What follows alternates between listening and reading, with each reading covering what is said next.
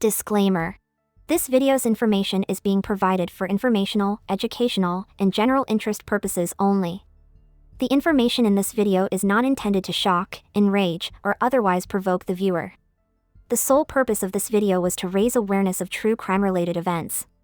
Copyright disclaimer: under Section 107 of the Copyright Act 1976, allowance is made for fair use for purposes such as criticism, comment, news reporting, scholarship, and research.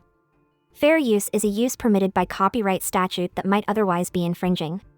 Non-profit, educational, or personal use tips the balance in favor of fair use.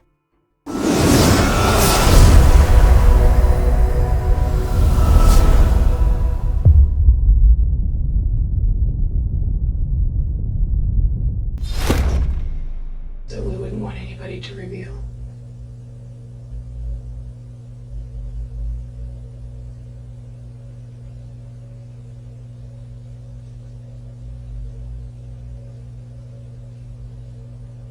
What's your weakness?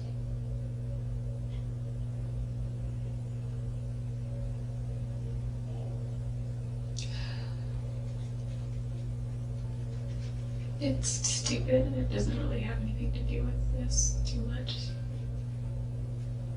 It's something I'm working through. Do you have problems with your temper No. or anger issues? No, it's nothing like that. I mean, sometimes I yell.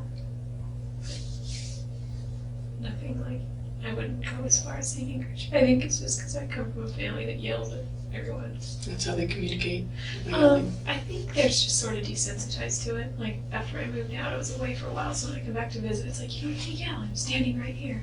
Or my mom will yell at my brother, like, he's standing right there, you don't need to yell. And she's like, well, he doesn't listen if I don't yell. And the thing is, it's because he's become desensitized to her yelling, so until she yells, he's like, okay. You know, so it's maybe something like that, but not anger. And I've been able to check that a lot, my yelling, because it's not a nice way to communicate, in my opinion, and it doesn't really help anything. So how could things go so wrong? You know, I'm not understanding. If it's not jealousy, it's not an anger problem.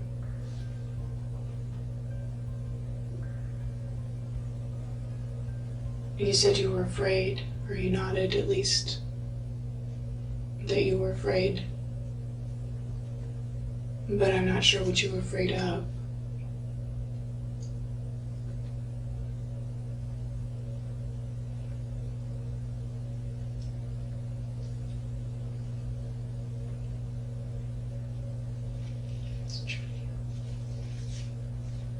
It may not be trivial to his parent or his grandmother, his brothers and sisters.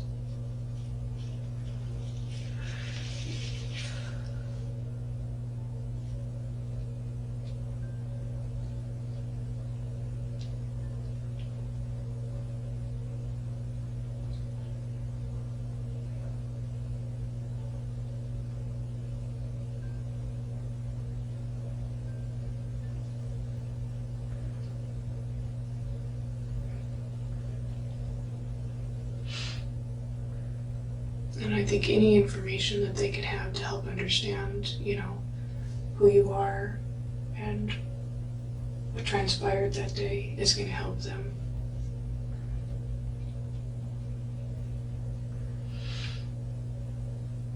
It won't bring their son back, but it will help them understand.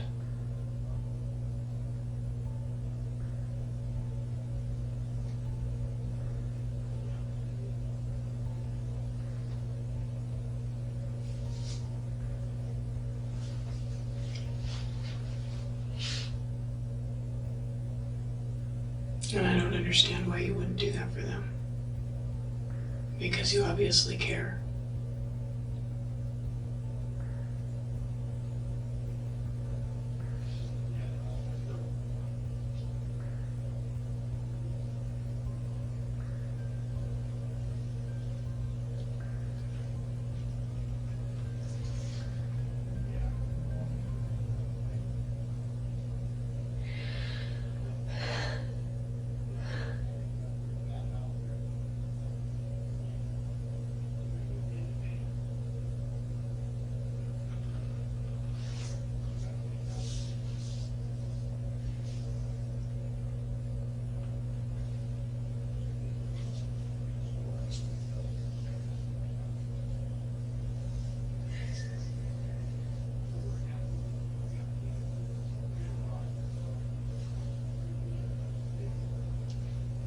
I'm not asking you to make excuses for yourself, because I don't think that you're the type of person that would do that. But I'm asking you to do something for somebody else.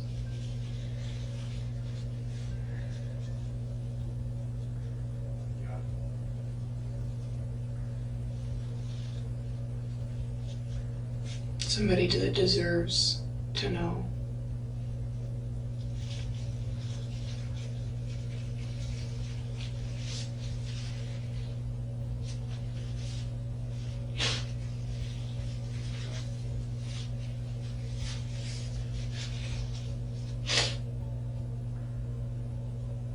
What was it about your relationship with him that went so wrong, that would end up like that?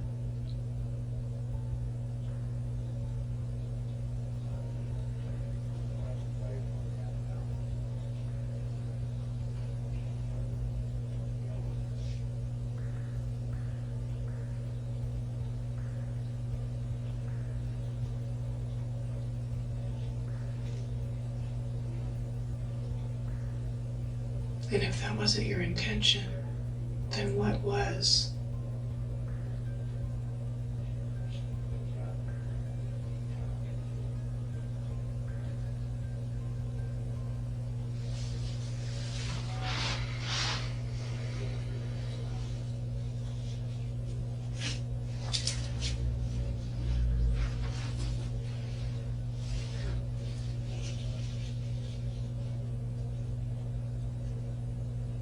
You say that, you said at one point when I posed the question to you about why you wouldn't do that for the family, and you said that was a good question and you think you will.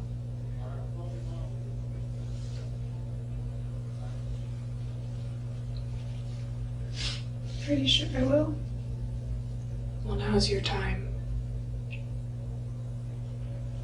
This is the opportunity that I'm trying to give you. I understand and I appreciate that. Then what's keeping you from doing it? I think I just need to sort through things. I'm just not sure. They deserve more answers. They deserve to know what happened. You have those answers. You may not know the why within yourself, but you have those answers. You know what happened.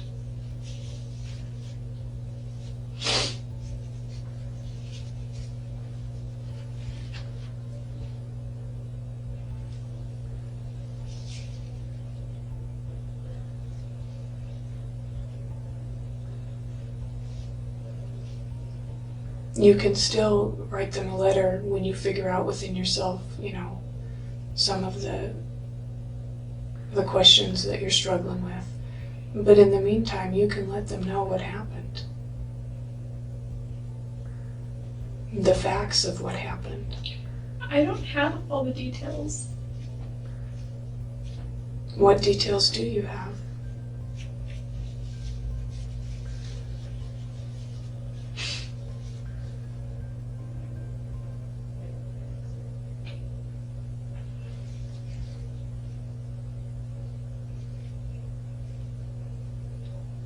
Was he happy to see you when you got there that day? Or did he appear happy? Or was he angry that you showed up?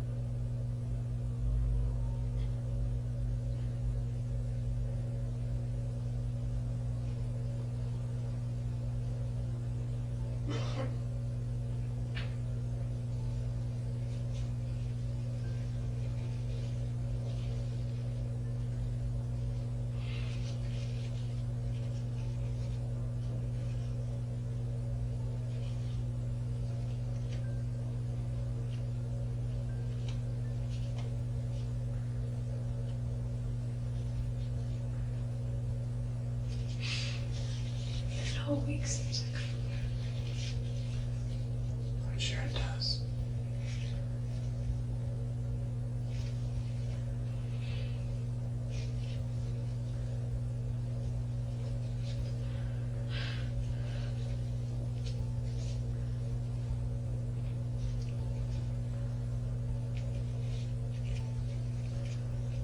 Is there any way I can see some of those photos?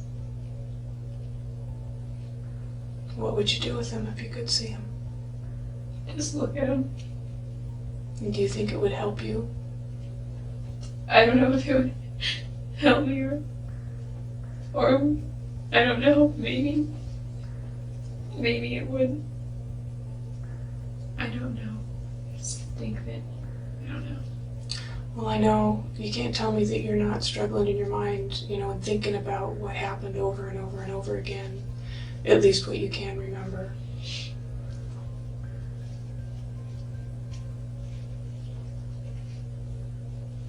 You can help me understand at least what led up to it.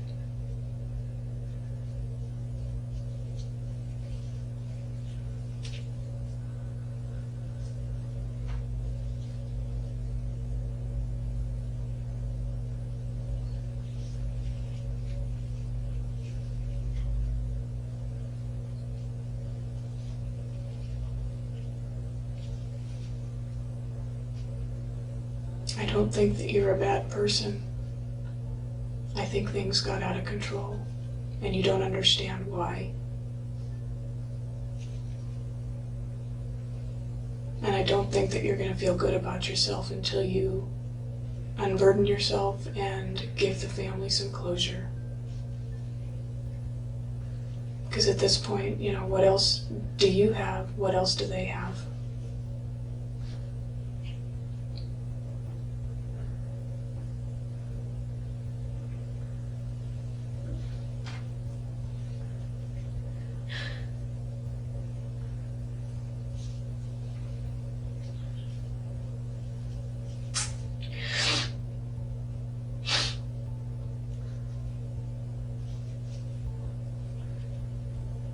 What have you got to lose?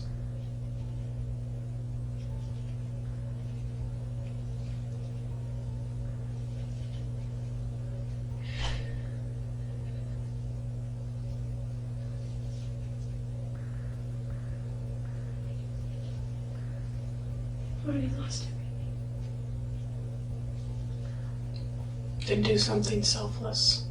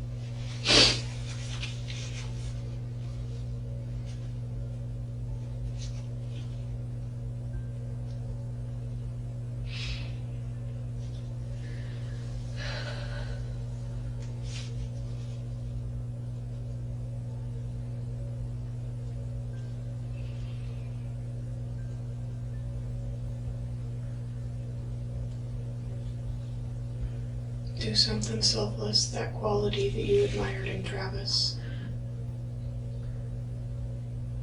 Show his family that at least you have that within you.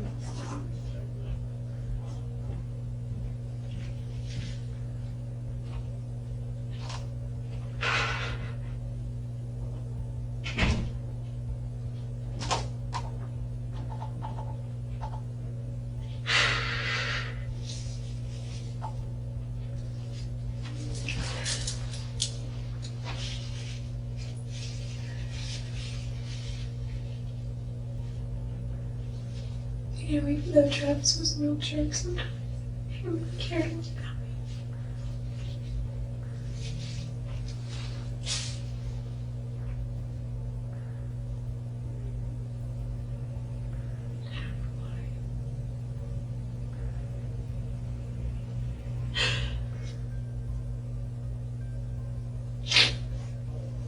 He called it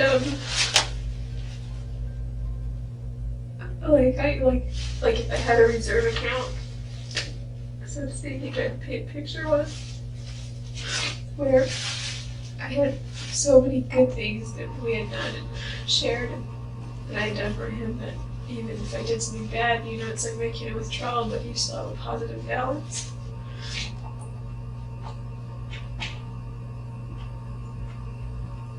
So he obviously saw that good within you. His friends thought he was mine. Well, 2 friends in particular, not everyone.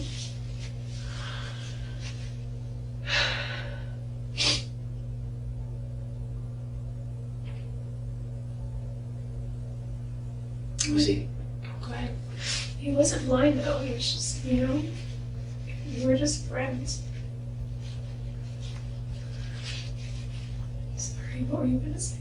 I was just gonna ask you if he was happy to see you that week, that day.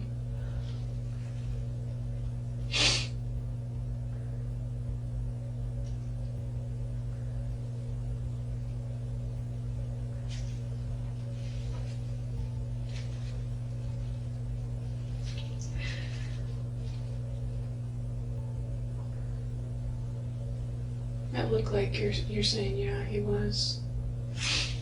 No, I didn't say. Okay. He was always happy to see me though. I'm trying to think. Were you happy to see him?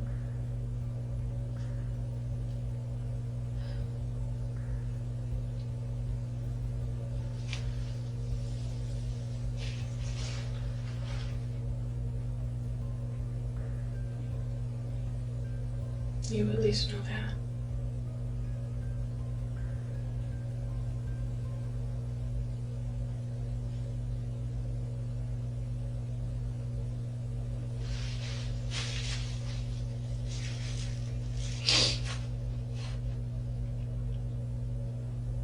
I don't believe that you went there with the intention to hurt him.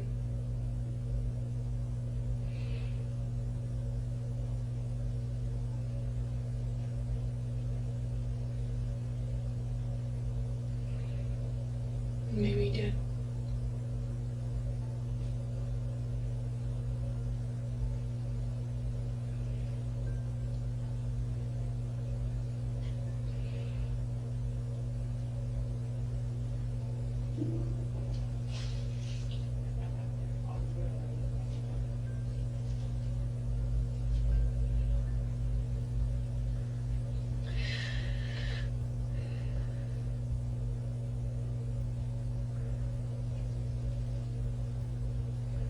How is seeing those pictures again going to help you? I just thought maybe it would help me piece a few things together.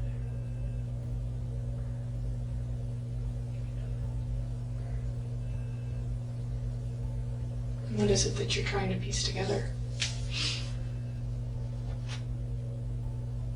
I don't know. There's also a bit of morbid curiosity, I think.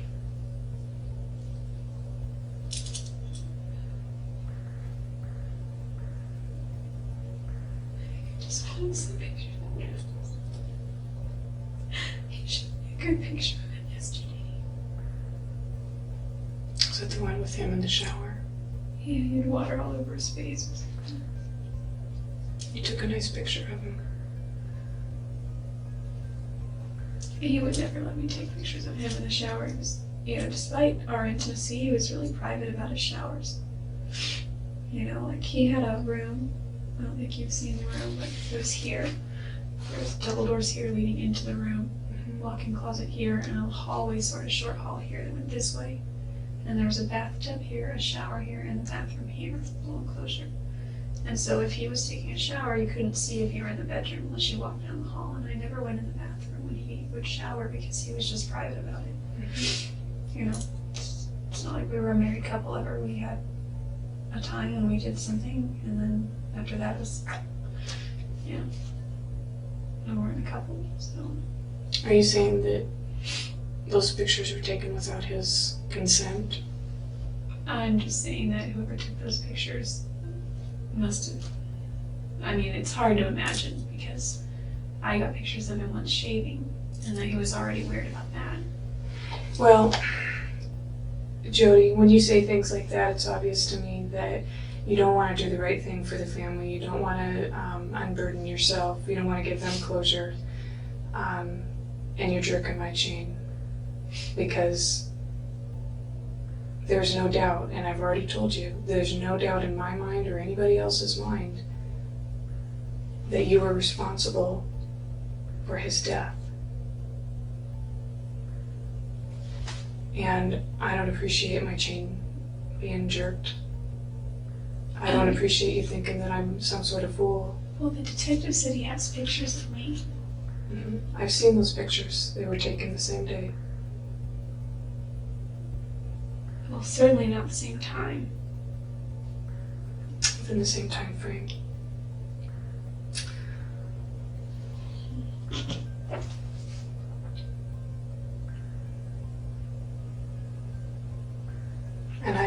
And to tell you the truth, I think that, I think I've done all I can here. I was hoping to, be able to relay some sort of information or message to the family, because they deserve it. And, you have the power there, you have the control. You're the only one that can give that. And I'm tired of playing games. I'm tired of skirting around it.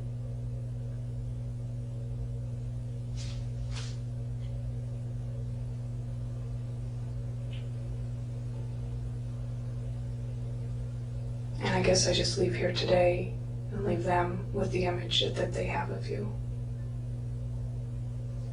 I don't know what else. There's nothing else that I can do. I thought that it would be easier for you to talk to a woman. Especially about this was a very intimate incident. And it would be easier to say what you need to say to a woman. Sometimes it is. It's not as threatening.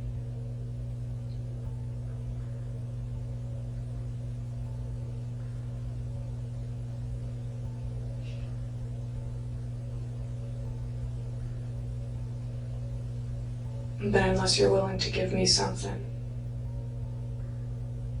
to help you with, and I can help you, walk down that path and remember those details, then I can't do anything for you.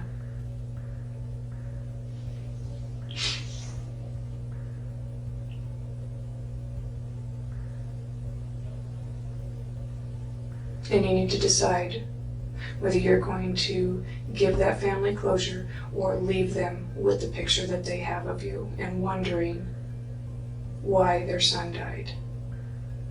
That's it. That's the bottom line. That's what you need to decide. After today, things are going to go so fast for you. You're going to be totally out of control of the situation. The wheels of justice will start turning.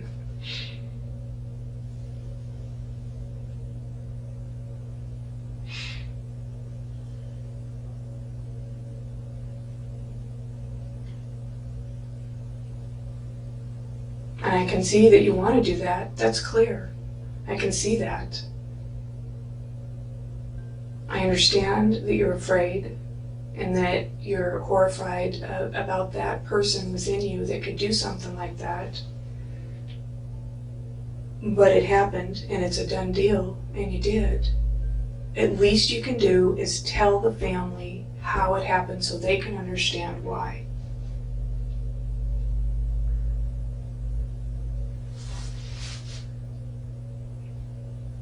Are you going to do that for them today or not?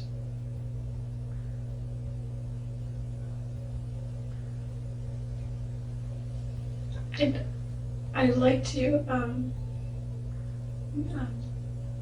Then what's holding you back? I'd like to begin I don't know, because I don't know what to say to them.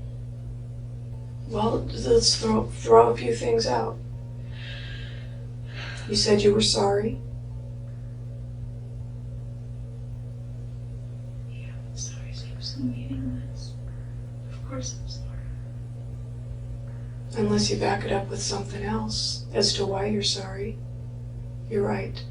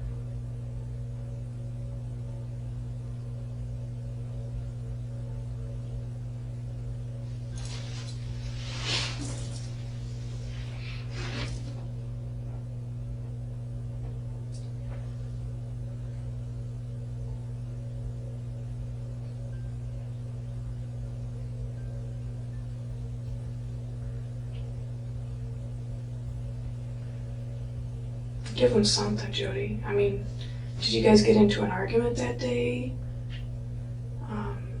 Was there some sort of fight? I mean, help him understand. That's what I'm talking about.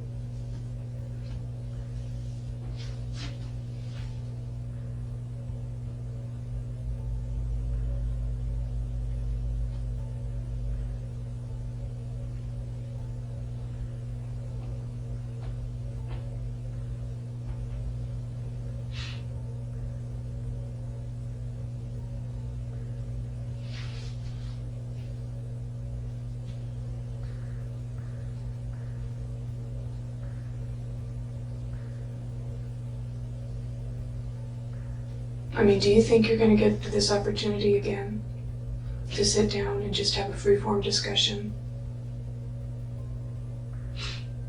Oh, probably not. Unless it's with the lawyers. When you say freeform, you mean like in this room? Yeah, just exchanging, communicating.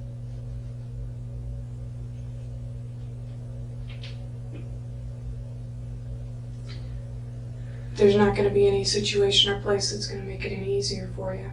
This is as good as it gets for you right now. Yesterday, Detective Flores asked me if I wanted to see those pictures, and I told him no. Mm-hmm. Do you think that's going to help you? I don't know. Well, I tell you what, let me check and see if we can get you some pictures to look at. It'll hold my nerve stuff. Maybe they were all pictures, I don't know. Yeah, there's a lot of pictures.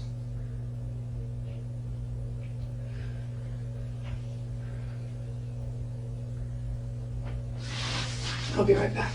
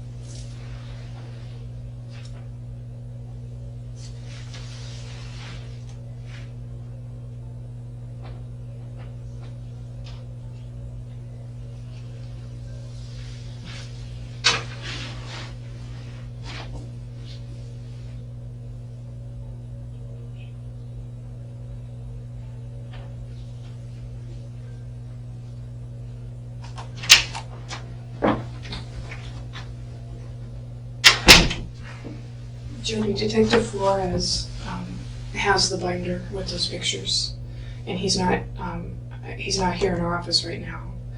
But I put a call in to try and find him and get him back here. He's still in town. He's just not here. Would you rather talk to him? If you do, that's fine, and I'm sure that he'd be willing to talk with you again. Or would you rather continue talking with me? It's up to you.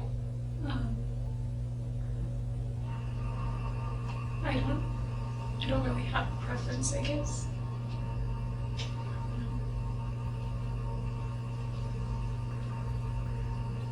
Well, we don't have unlimited time. You don't have unlimited time we need to get you back across the street, and there's other things that we need to work on. So, you know, the time is now to decide whether you're going to talk to me or not, and whether you're going to give the family some relief that I've talked to you about. Well, either you do or you don't. You know, actions speak louder than words at this point. That was one of Travis's favorite sayings.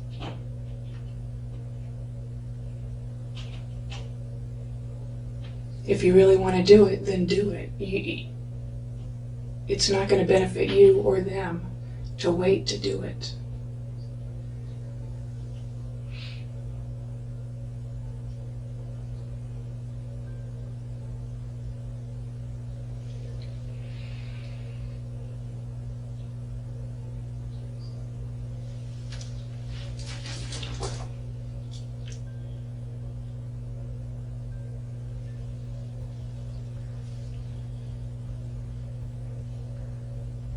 And I don't know what it is that's going on inside your head right now. I don't know whether you're weighing the odds, you know, trying to figure out how you can save your own skin here.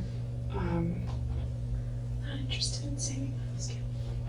Then what are you interested in?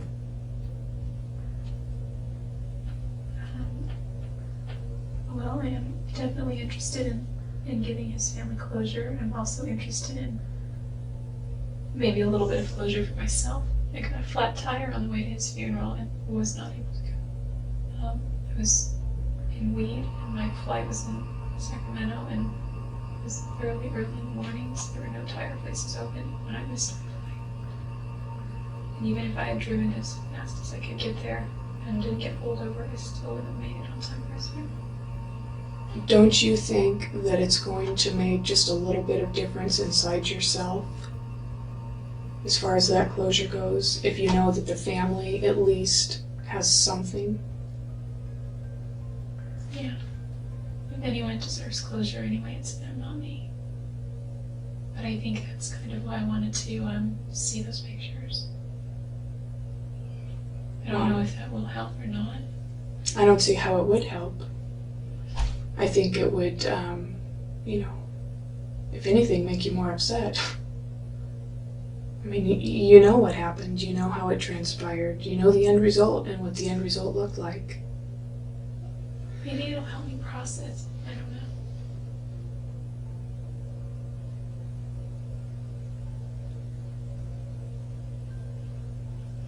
You can at least, until you get to the point of, you know, you're processing, you know, the pictures and so forth, you can at least talk about the good things that happened that day and what your intentions were.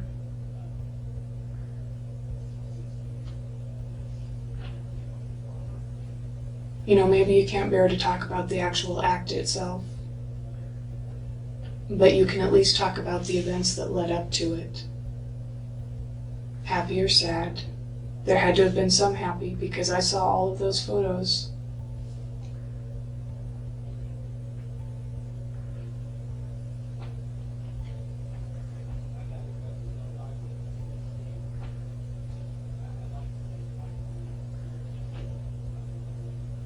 And if you're not going to do that today with me right now, I'm just going to send you back across the street. Because we've been in here for a while. And I don't have, you know, the entire day. I guess my patience are running a little thin.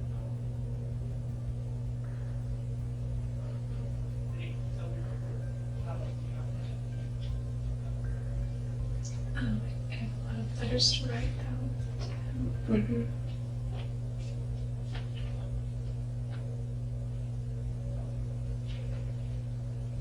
If I can just, everything's just all blurred up and jumbled. If I can just get some things on paper.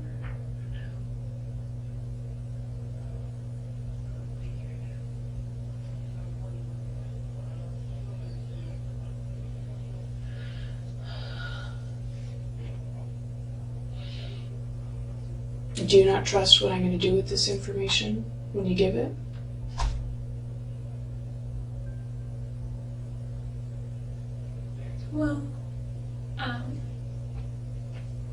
I don't know. I mean, it's not that I distrust you. Not because I don't think you're not trustworthy. It's not that.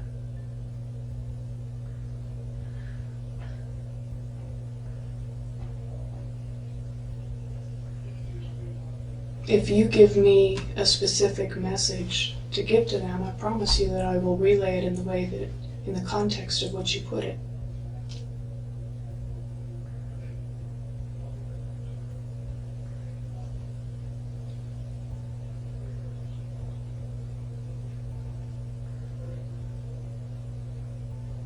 But I can't do it without any information, without the information that you're holding.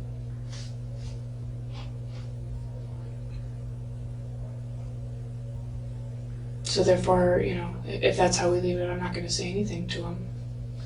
And they'll be left with, whatever thoughts they have right now.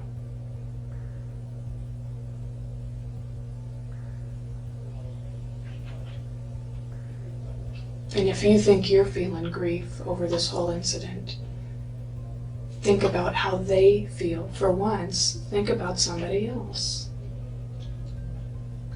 The turmoil that they're going through, that family is going through. And every time you see a family struggling with this, they always want to know why. Why was my son's life taken? Why was my grandson's life taken? Wants to know why. Everybody wants to know why.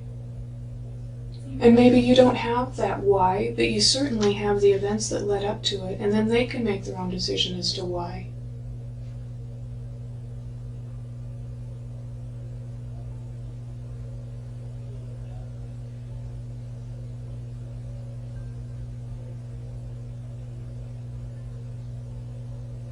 But the time is now. You won't have another opportunity like this. This is still early.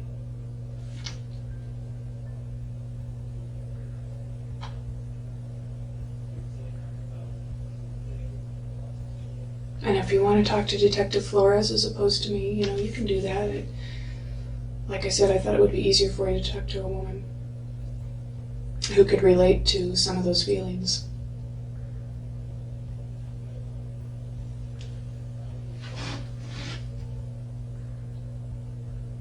But if you want to go back across the street right now, just let me know.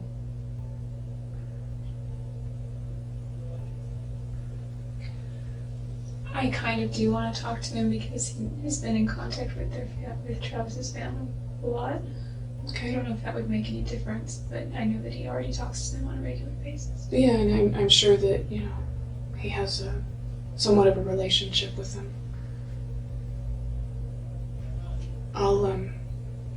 I had them put in a call, so I'll go see if he's... Yeah, I'm not trying to stall or anything, but I've got to go to the bathroom again. Can we go? Yeah. Thanks.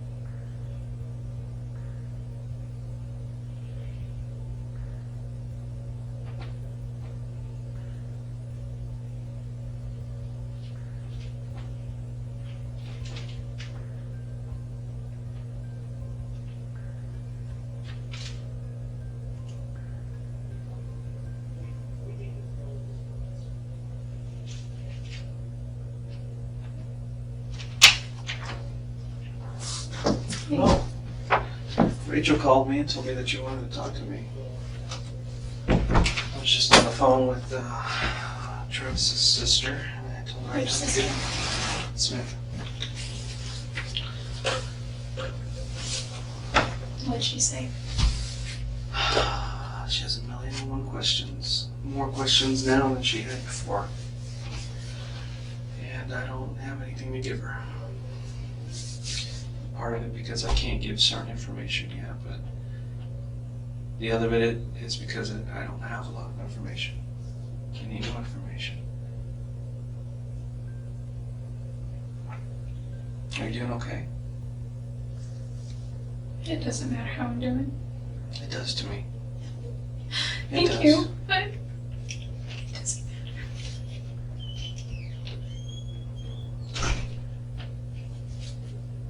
I've always been completely honest with you, and I wish that you could be honest with me. What matters is how his family is doing. And of course I care about how my family's doing, just because I'm the person here that everyone thinks is the bad guy. It doesn't mean that my family had anything to do with anything, and it doesn't mean that they were responsible for anything or that they should suffer it all. And of course I feel for his family. You know, I don't know them as well, or I don't even know them at all, except for his grandmother. Yeah. You know, I told you yesterday, I've been doing this for a long time, and you're absolutely right. You know, the person's family who was hurt, they're obviously hurting. But there's a second family that hurts as well. And in this case, it's your family. Your brothers, your sister,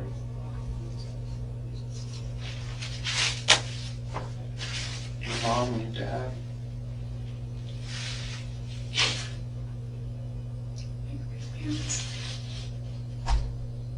Yeah.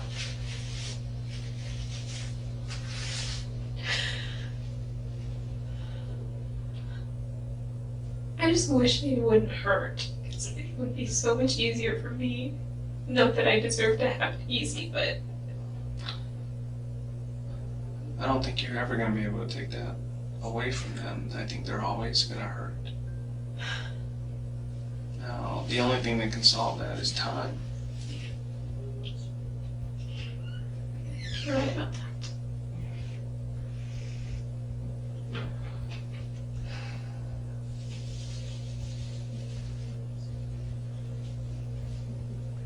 Rachel said something about you wanting to see some photos, but I don't think I can show you any more photos. Why not? Not just... I don't like doing that. Because something might happen to you. You might... First off, it's not something I do. The reason I asked was because I just feel like it might help me piece some things together. And this is more of a selfish reason. I think it might give me some sense of closure. I know it's kind of morbid. I don't even think I really deserve closure. His family does, but I wasn't able to attend his funeral. And it's just, I don't know, that's just why. Mostly.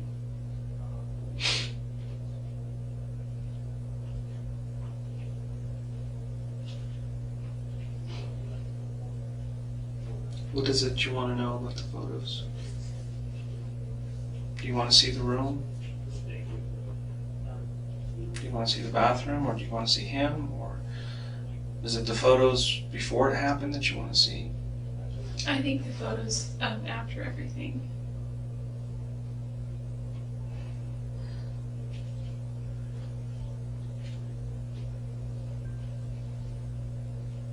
I won't show you those.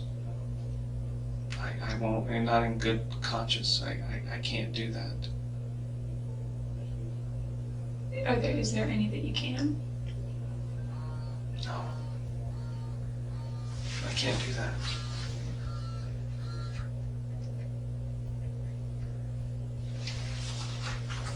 Or was it before? I mean, I've seen plenty of those kinds of photos. If you want, I can describe stuff for you. Okay. Because I was there. And those photos will never leave my head. I'm sure they'll never leave yours either. One thing you gotta remember is that by the time he was found, the images that you saw were different than the ones that I saw. Things change over time. His body changes after time. We had a difficult time identifying who he was by the time we got there. He wasn't the same person. So that's why I don't want to show you photos.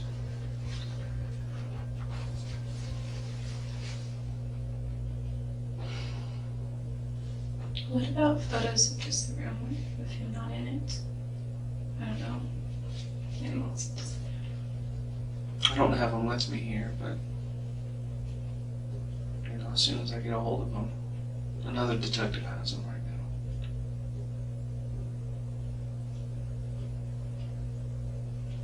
now. What is it you can tell me about that day?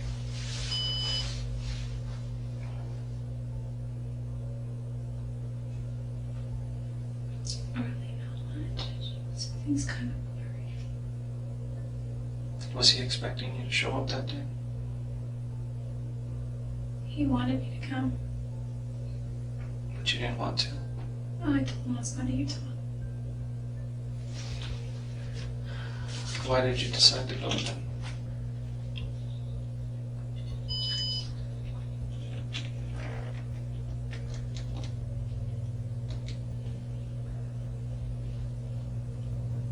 I didn't really. I was going to Utah.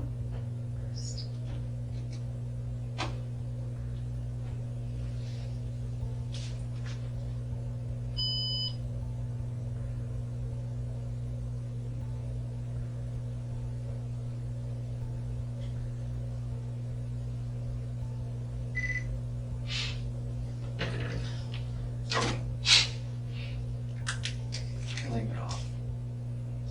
Okay. Well, this one has a full battery. You can leave it off.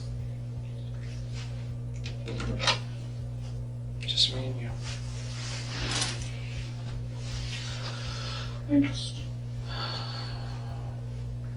I know that you talk to his family and Every day. They can't believe it. I called them yesterday and told them. They just can't believe it. who did you talk to? Talked to talked to his brother Stephen first. And Samantha, I left her a message. She was off on vacation. And his other two brothers, was it Gary? And I didn't talk to the other brother, Gary, I talked to. Mike, that's his uncle. Yeah, he was going to call his other brother and his other sister. And I was planning on calling his aunt. She lives back in the Midwest today. Which aunt? I can't remember her name. Renee? No. There's another aunt. Did you talk to his grandmother? No. Stephen said he was going to take care of them. And if she had any questions, that she could give me a call. And she's been so upset that she hasn't been able to call me yet.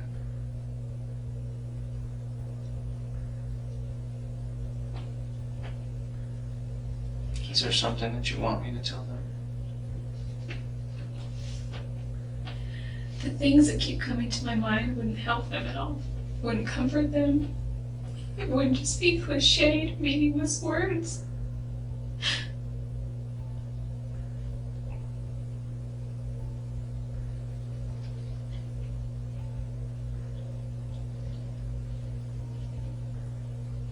I'll let you decide what to say. And I'll relay it exactly how you want me to. I have an unrelated question real quick. Sure. And it's not, Detective Blaney said that she doesn't like me asking them because she makes me look like I'm concerned about trivial things, but I'm only asking because it concerns other people that I care about, and It's understandable. if I could just know so I could tell them if I ever talk to them again or relay a message or call them. On last Friday I had a wedding, and Just the camera? yeah, and the only place that those photos are on my external drive and on the camera card. And, It'll be a while before we get those back.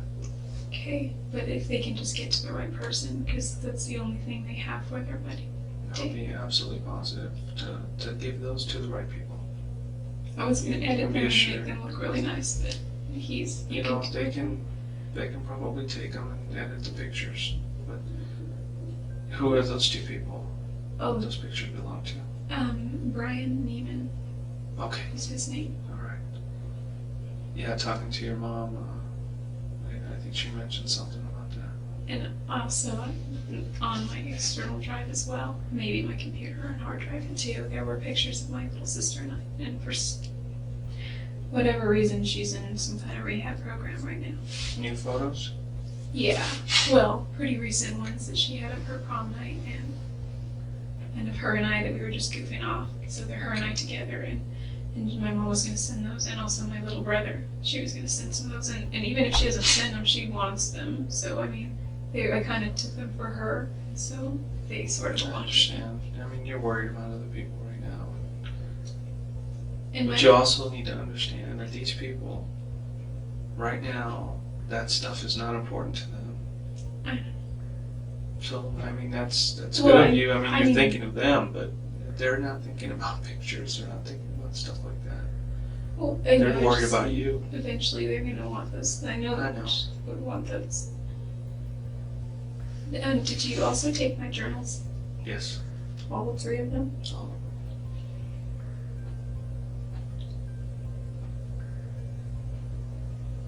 Are you going to keep that forever?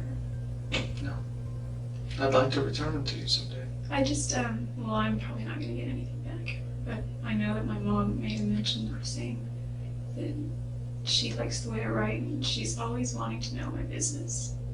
So, I mean, that That's would something you want me to give to her? I wouldn't mind if you did. It's something I wouldn't want her to read otherwise, but in this circumstance, I think she deserves to have every piece of me that she can because she's not getting any more. You're still here with us. Not going anywhere. Going somewhere. Not anytime soon. I'll still be able to talk to your family. They can talk to you, and they'll be able to visit you.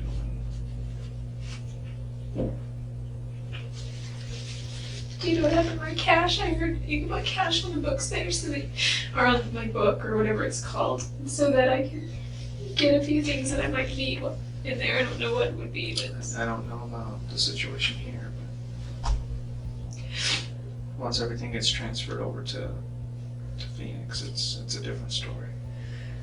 so I might not see that again. No, any cash that was there is yours. Like if you had cash in your purse, that's your money. I also had cash in my safe. I don't think they took any of that. I know there was mention that there was some cash that they saw and they just documented it and left it. Anyway, no, that's not important. No, it's I'm important. just- It's important to you, and I understand that. I mean, there's things that I would think of if I was in your situation. I'd want to take care of the people who love me and that I love, and want to make sure that everything was set. Because certain things you're not going to be able to do anymore. Like hug my family. No, you'll be able to. When they come visit, it's like behind a glass, you know? No, it's not. It isn't here. No, in Arizona. And they're not gonna come to Arizona. I guarantee you they'll come to Arizona and see you. When I moved away, they never came to see me. I was gone for 10 years. from my understanding, some of that was because of you. I had a house with a 3-bedroom and a bed and a pool and everything you could want, and they never came to visit me once. It's my first home. I'm sorry, this is all stupid and it's irrelevant. I'm just saying they're not going to come to Arizona, and they shouldn't have to come to Arizona. And I don't think I want them to, anyway. So yeah, when you say there are certain things that I won't do anymore, I know that's really sinking in. Quite a bit. You don't think your sister or your brothers will come visit you? Yeah, I'm sure they would. Of course they will. You don't think your mom will come visit you? She will. Who do you think is worrying about you more right now? I think your mom and dad are worried more than anything. I know my dad went to the hospital yesterday because he was having a panic attack.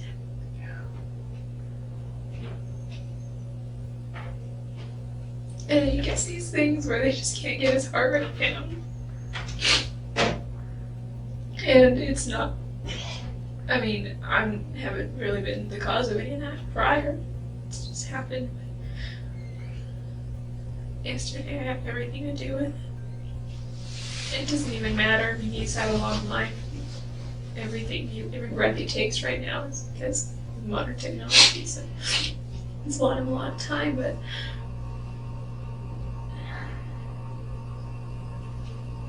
I'm so sorry for Travis's family. Well, they're asking for answers. What can you give me? What do you want me to tell them?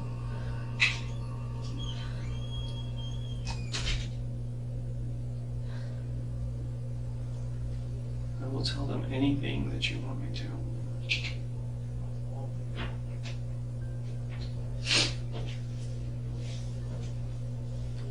And it's not gonna solve anything for them. It's not gonna fill that void of curiosity, but I think at least it'll be a start.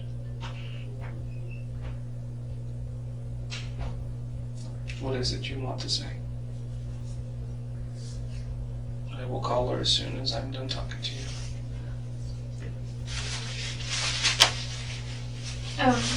One thing you could say, and this has nothing to do with his death, but it's something they may want to see. 2 nights ago, it took me 5.5 hours, but I posted a 45-minute video on YouTube of him doing a training in San Bernardino. Where did you post that? On YouTube. If you go to YouTube, it takes some time, a couple hours to actually get it up, and once it's they have to go through some processing thing. But if you type in Travis Alexander space systems training, so systems apostrophe S training, it should come up. What is it for? Travis Alexander, and then a dash. There's like a space and a dash. Space and just a dash? Yeah, and then a systems training.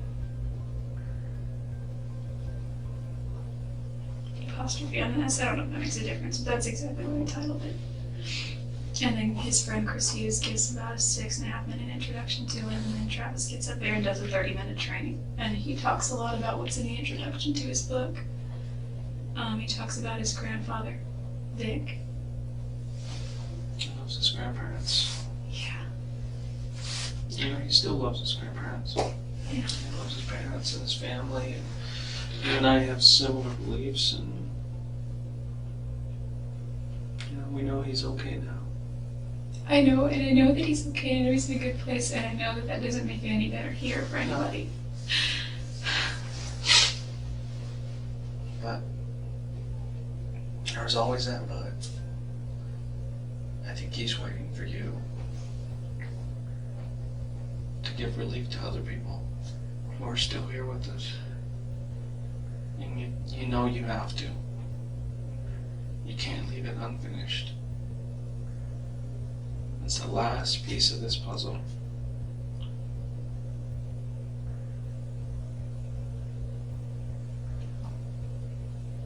And it is completely up to you, Jodi.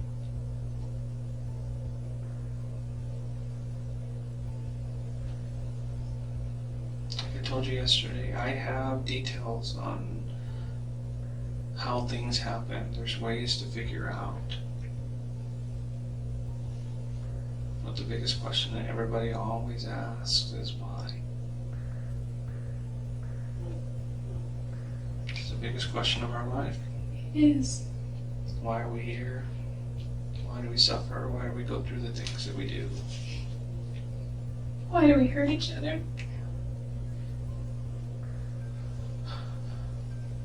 The biggest reason I've ever found is for us to have happiness.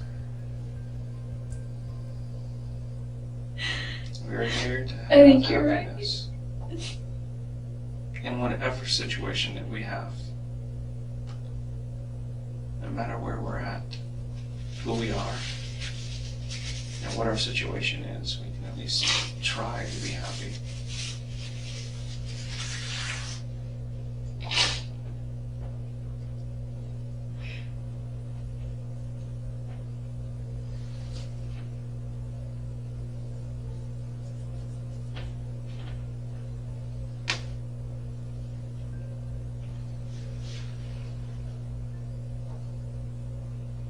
Do you want to talk about what happened today? I've got the images in my head and I can explain whatever it is you want about what I saw when I went there. What I can't do is I can't show you pictures.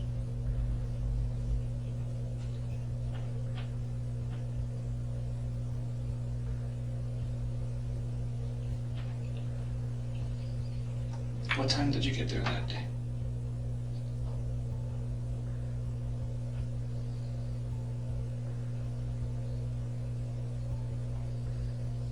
The pictures that I have, the first ones, show you they're at about 1:45 or so. Was it soon before that, or had you been there for a while already?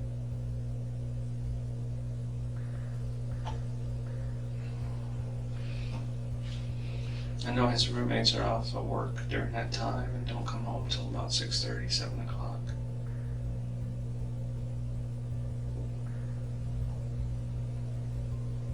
And they don't even talk to him, really. It just seems like they just kind of rent rooms and they don't really socialize. And they kind of stick to themselves, especially his new roommate. Who was that? Did you know his new roommate? I knew Zach was there. Zach and Enrique was the other one. I think I saw Enrique at his funeral services, or I mean his memorial services, but I didn't meet him, or I didn't know him. So a Mexican guy, he's Kind of short. quiet, kind of reserved. His other roommates, I knew Dustin, who was, I think, in the room that shared Travis's wall, yeah, and John Hepworth, in that other corner room. There was only Zach and Enrique there. Yeah. He had moved out. And those guys, we have all of their things as well, so I mean they're asking too. Zach is going through so much right now. He's like, how could we not know that he was there for days? He racks his brain. He calls me 2-3 times a week. You know,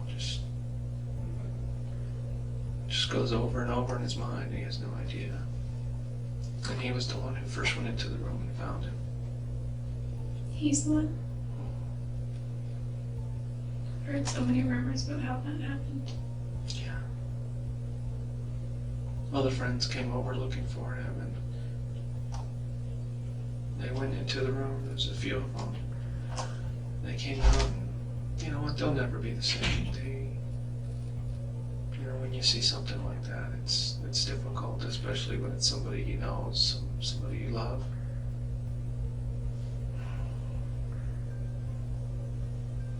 I deal with it all the time, so it doesn't bother me as much.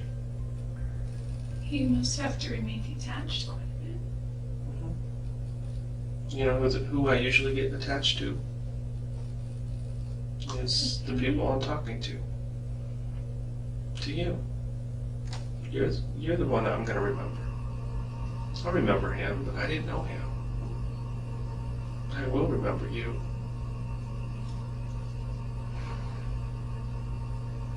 I mean, we've talked so much since that day. On the phone and here, and I'll probably talk to you some more later when we get back to Arizona. Whenever you go, I don't know.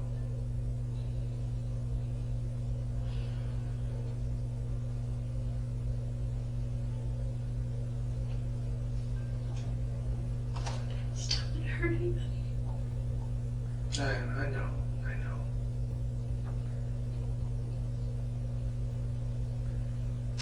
I don't think I can avoid it though. Everybody's hurting already. There's nothing else you can say or do that could help that except for maybe an explanation of why it happened and how it happened.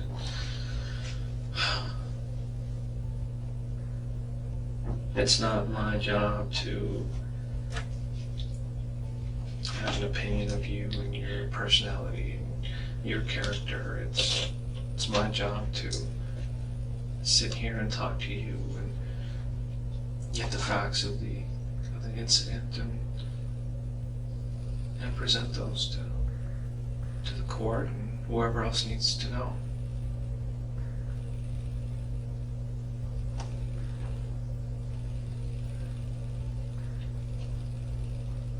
You want to try to open up and talk about what happened that day? Because I'm ready. I do, but I don't think I'm ready. I mean, there's not much to say. I just don't. You want to start and we can stop at any time you want. Fill in some details. This is what I do to assure that you're not just saying you did something just to cop out. Because there are certain details that only I know and the person who did this knows. Nobody else does. And I use this information to confirm what I suspected. So if you can just start and give me some details as confirmation, then that'll be fine. And if you want, we can continue at another time. He just really wants to. Well, then let's start. Because I know that part that really wants to is that part inside of you that is telling you to do what's right.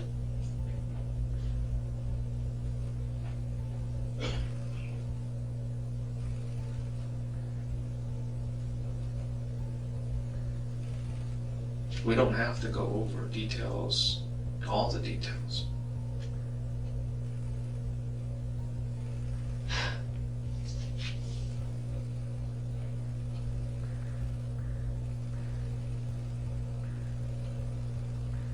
Why did you go there that day, Jodi? Why did you show up that morning?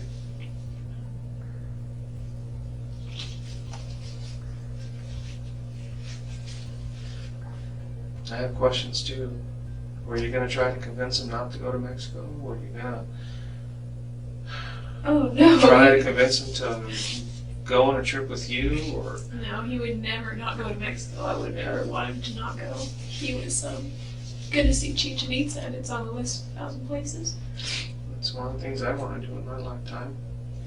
Yeah, it's an important part of our history, both in the church and I guess our heritage too. That's where my people come from.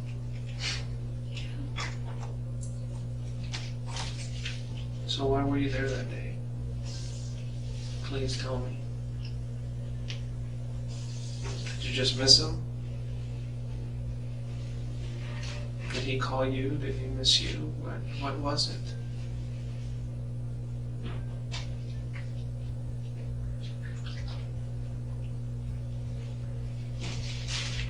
The only other explanation I can think of is that you went there for one purpose. And that's to hurt him. And if that's the case, if that's the truth, then that's what you need to say.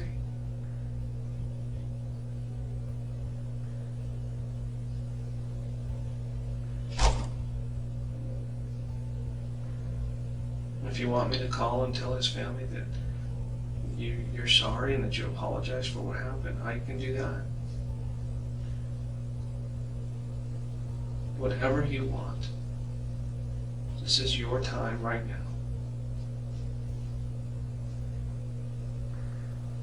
I flew up here for a lot of different reasons, and one of them, the main reason, was to sit down with you here and talk to you about what happened. I did it yesterday. And now I'm here today. But the time is limited.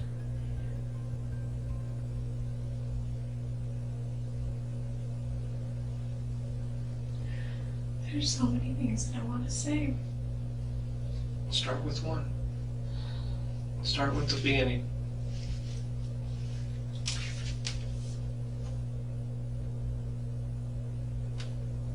Was it a last minute change from your trip to come down, down to Arizona? I bet you were going through your head.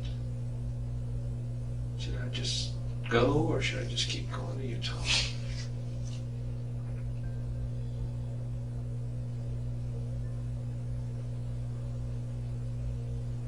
It's only an additional 300 miles from where you were, so.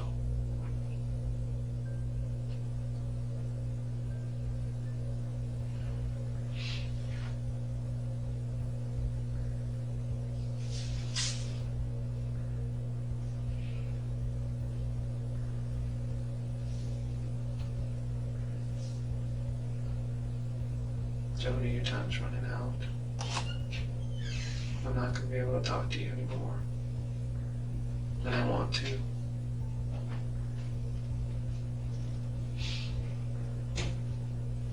Once you get into the system, I'm not going to be able to talk to you anymore.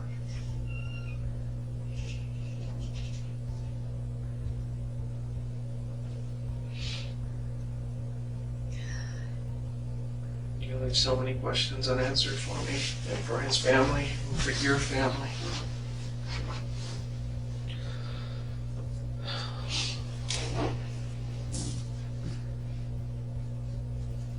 You were there that day, weren't you?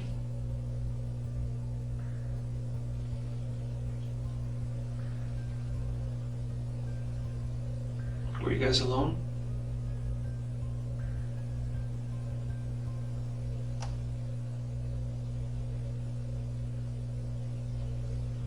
Can you answer that for me?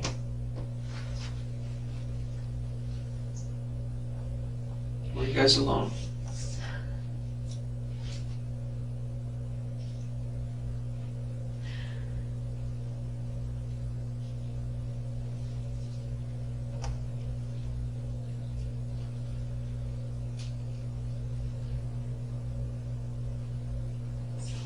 There's so much that I just want to. Answer that for me.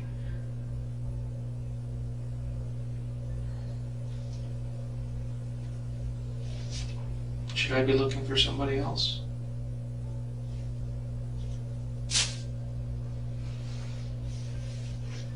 Is there anybody else with you besides you and Travis?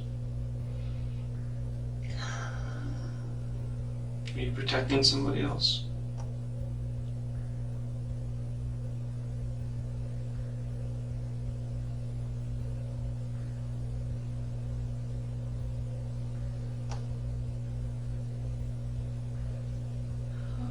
Jodi.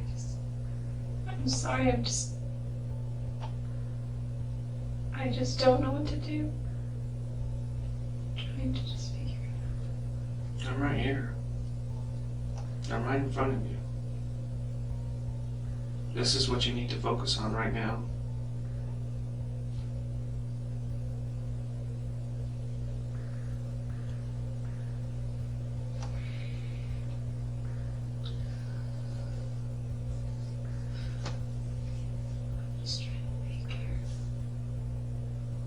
You had Rachel call me for a reason.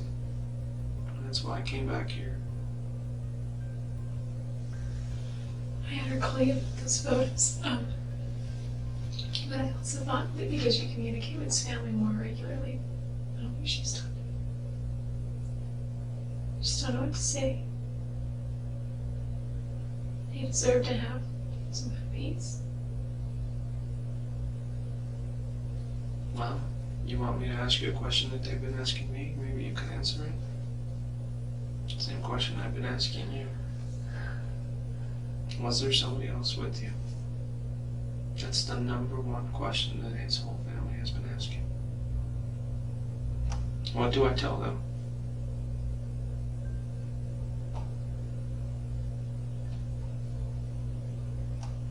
What do you want me to say to them? Because the only answer I can give them is, I don't have any evidence to show there was anybody else there. Well, that's another way of saying, I don't know for sure. And that's absolutely true. I don't know if somebody else was there with you.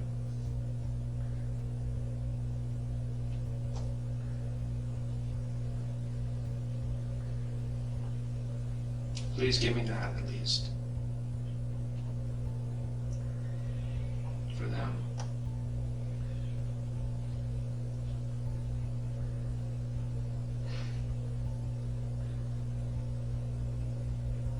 You don't, if there was, you don't have to say a name.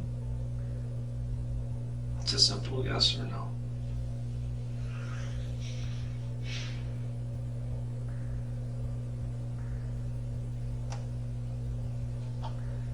Yes or no, Jodi?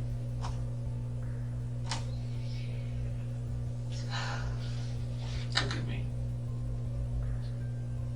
Please. They want to know. Was somebody else there with you?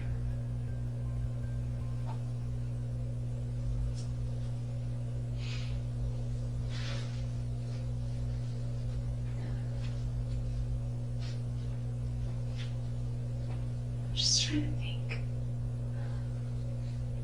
You keep fighting it.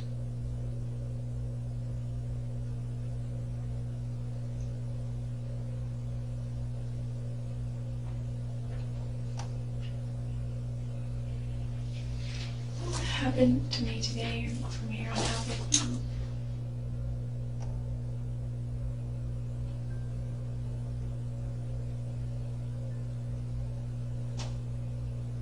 If I just told you every single detail that I know, and I gave you a confession, Nothing else changes. It just speeds up the process. in what way? Do I go to Arizona faster? The process in Arizona speeds up. So if I maintain my innocence, then I stay here longer, just in the No, system? no, you don't really stay here longer. That speeds up the process in Arizona. Like the trial and all that jazz. Do you want to put your family through a trial? That's another question you have to ask yourself. No. Can I do it all without a trial, or does there have to be a trial? It's something that you can discuss with the prosecutor. Huh. And I'm on the phone with him pretty much every day, giving him updates. What's his name? His name is Juan Martinez. And he is the #1 prosecutor in Phoenix.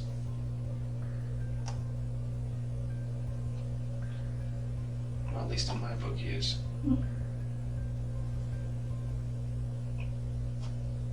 Is Phoenix part of Mark? Yes.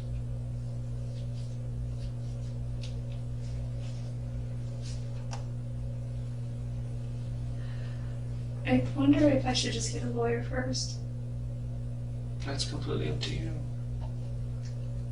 I know that you can't stay here forever and you need to go back. If I get one, will you be able to still talk to me afterward, or does everything stop, or what? And I'll tell you exactly what the lawyer's going to tell you to do. He's going to say, nope, No, on what? no more contact. She had her chance. You had your chance to talk to her. It's over. Well, I mean, I just would want his advice, and it doesn't necessarily mean that he that I'm going to take his advice, nor does it mean that, That's completely up to you. sitting Jodi. in a cell somewhere not saying anything is going to help. I can't advise you either way. But what I can advise you on is the truth. The details of the case that you have in your head that you can give me will allow me to verify the information that I have to make sure that I'm looking at the right person and to verify my theory that nobody else was there with you.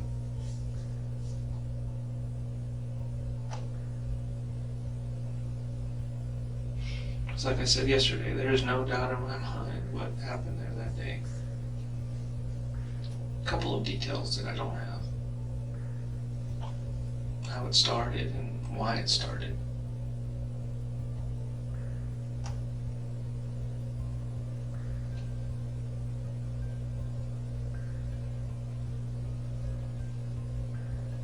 And like I said before, if you can provide me just a few, I can at least relay to the family. That would be fine with me. If you don't want to give all the details, we don't have to go through all the details. But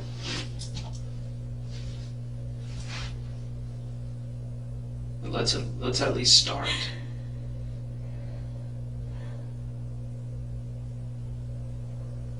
Let's start right here, right now.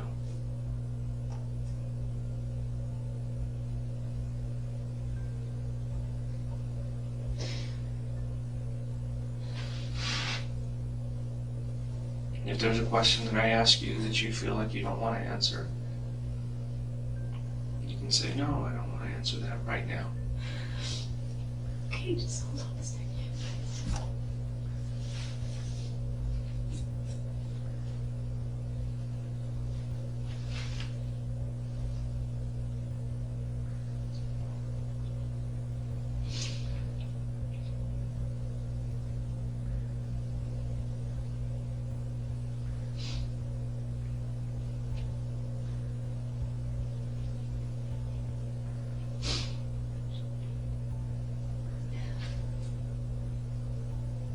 Do you want to move forward or no? Yes, I do. You do? I do, but Well, let's do it. I just, I'm here. I know, I'm not trying to stall, I'm not trying to waste your time. I know you're not trying to stall. It's, I know it's difficult for you. It's difficult for anybody sitting in your shoes right now.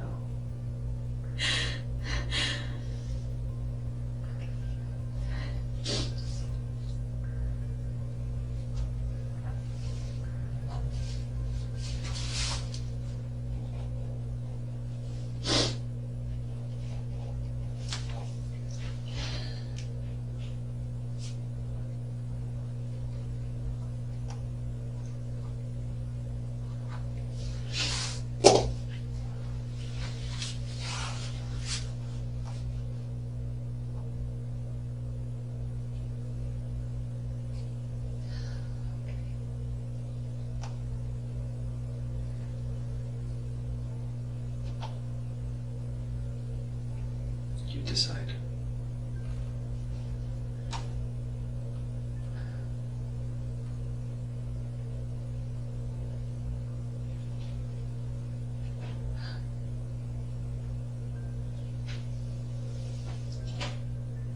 I don't want to push you.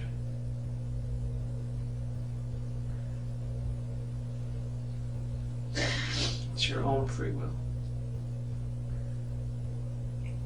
That's one thing that we have is our own free will.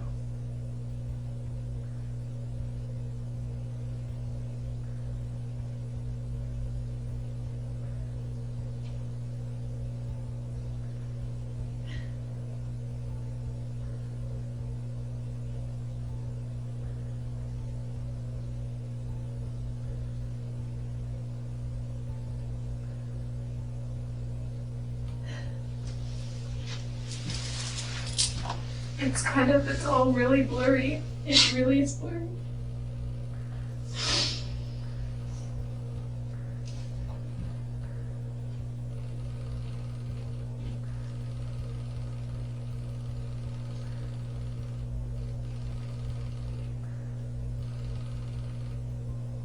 What went through your mind after it happened?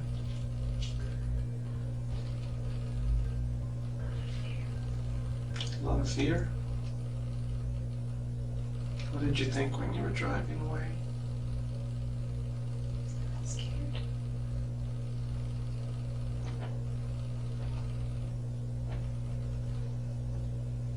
It's like, really? I can't imagine what you were going through waiting for it to finally come out. Waiting for what? The news that he was no longer with us. He must have been going through hell.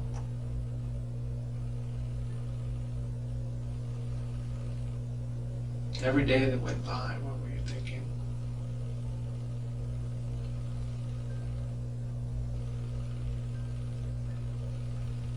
I'm scared. What was that?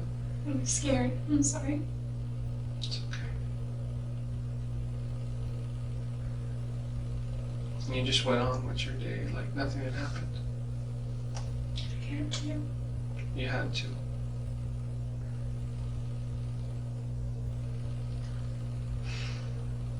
Did you tell anybody what had happened?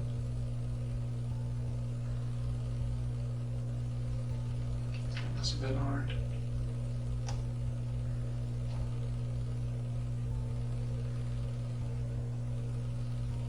It's all a blur.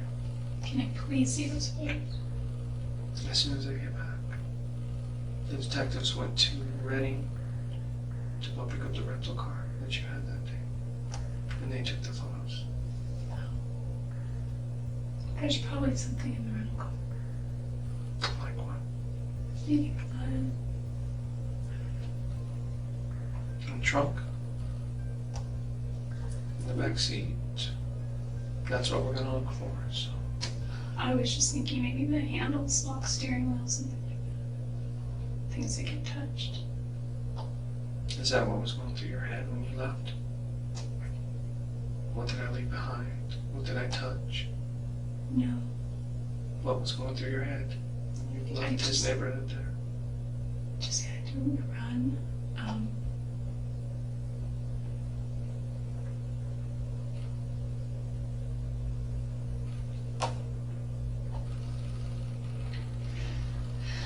A little bit of a survival instinct, but it was mostly just Just run. fear.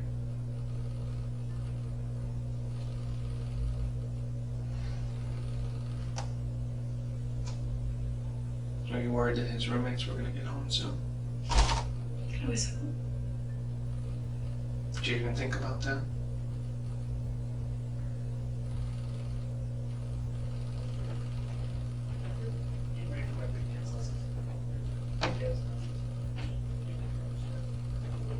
That's the first thing that I was thinking about, is when she left here. She barely missed his roommates. Or maybe his roommates had gotten home and just didn't hear her. Did they hear anybody at all in the house? No. They saw things which weren't usual. Like what? They saw his CTR ring and his watch on the kitchen counter, and they thought that was odd. He never leaves town without them. No. He always leaves those there, but unless he's sleeping, then he takes those things and puts them on. There were clues here and there, but they just went on with their day like nothing had happened, without even asking questions. They knew that he was going on a trip, but they didn't know what day. That's He what was took supposed to leave on Tuesday. Tuesday, that following week. That's right. They found him on Monday. But all those little things that they talked about now, Zach is killing himself. He's like, I don't know how I did not see this. Why didn't I just go check on him? Why didn't I just follow my instinct and go look? Travis didn't always bond with his roommates. He did Yeah. with some. He bonded with Aaron. even though he had an intolerance for Aaron's lifestyle. He bonded pretty well with his friend Josh Ward, who lives back in Southern California now. He wasn't too close with Zach or Enrique. No, or his previous roommates. I have no idea. They seem to have been just people who rent rooms out from him there. They don't become friends. They were just. They have their own lifestyles and they go on. Yeah, his rules were, LDS standards and pay your rent on time. And be clean.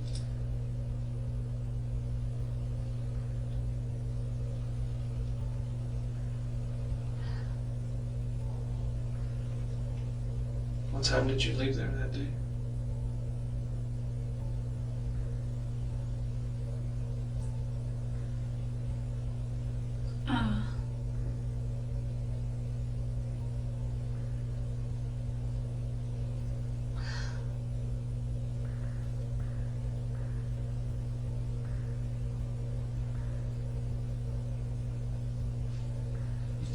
You don't remember? Just trying to drive and get as much distance as you could.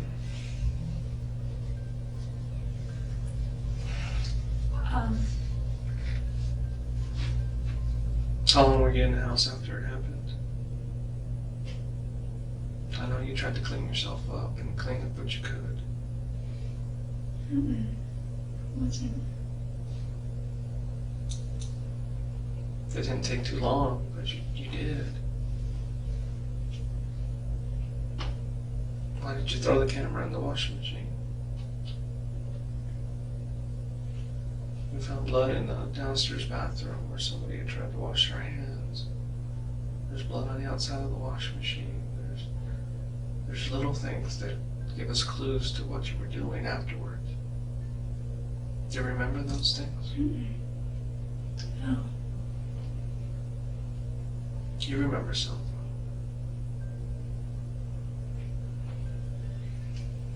What was your intention of going there that day?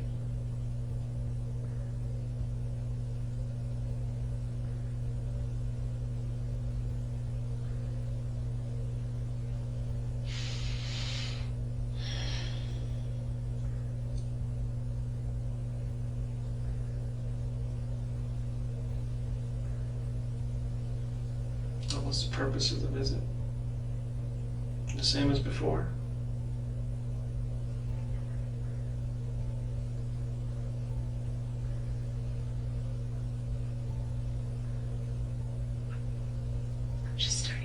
I'm just trying to remember that week. That whole week. And the week prior had a lot to do with it. The weekend or Friday night prior, I think. Did you have plans on going down there? Or I know you said he had called and wanted you to come down. At what point did you decide, okay, I'm going? He always was like, I want to say meddling, but he was always like more concerned than I felt he needed to be about my finances. And he's like, well, how can you make a road trip when you're this, that, and that, Well, he expected everyone to be like he is. He did. He really did. He expected that, hey, if you go on a road trip, you better be thinking about this and that. And There were so many times where I just threw my responsibilities to the wind and went on road trips with him because I am a little irresponsible when it comes to that. It's not just because it was with him, it's because it was the traveling.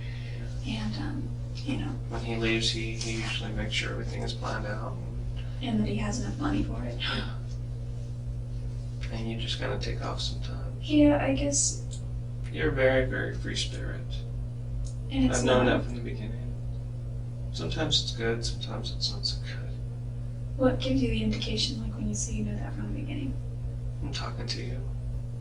I'm talking to people who know you. It's like, oh, that's just Jodi, I am real She sneaky and just.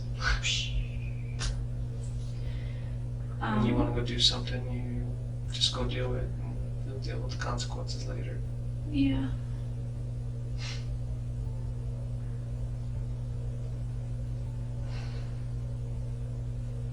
When did you decide to go visit him?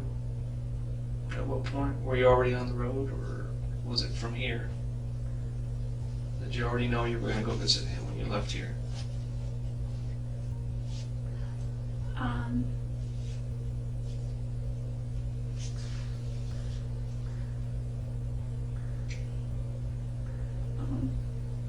I've done that before. Sometimes I just leave and, oh, you know what? I'm going to go visit this person while I'm on the way.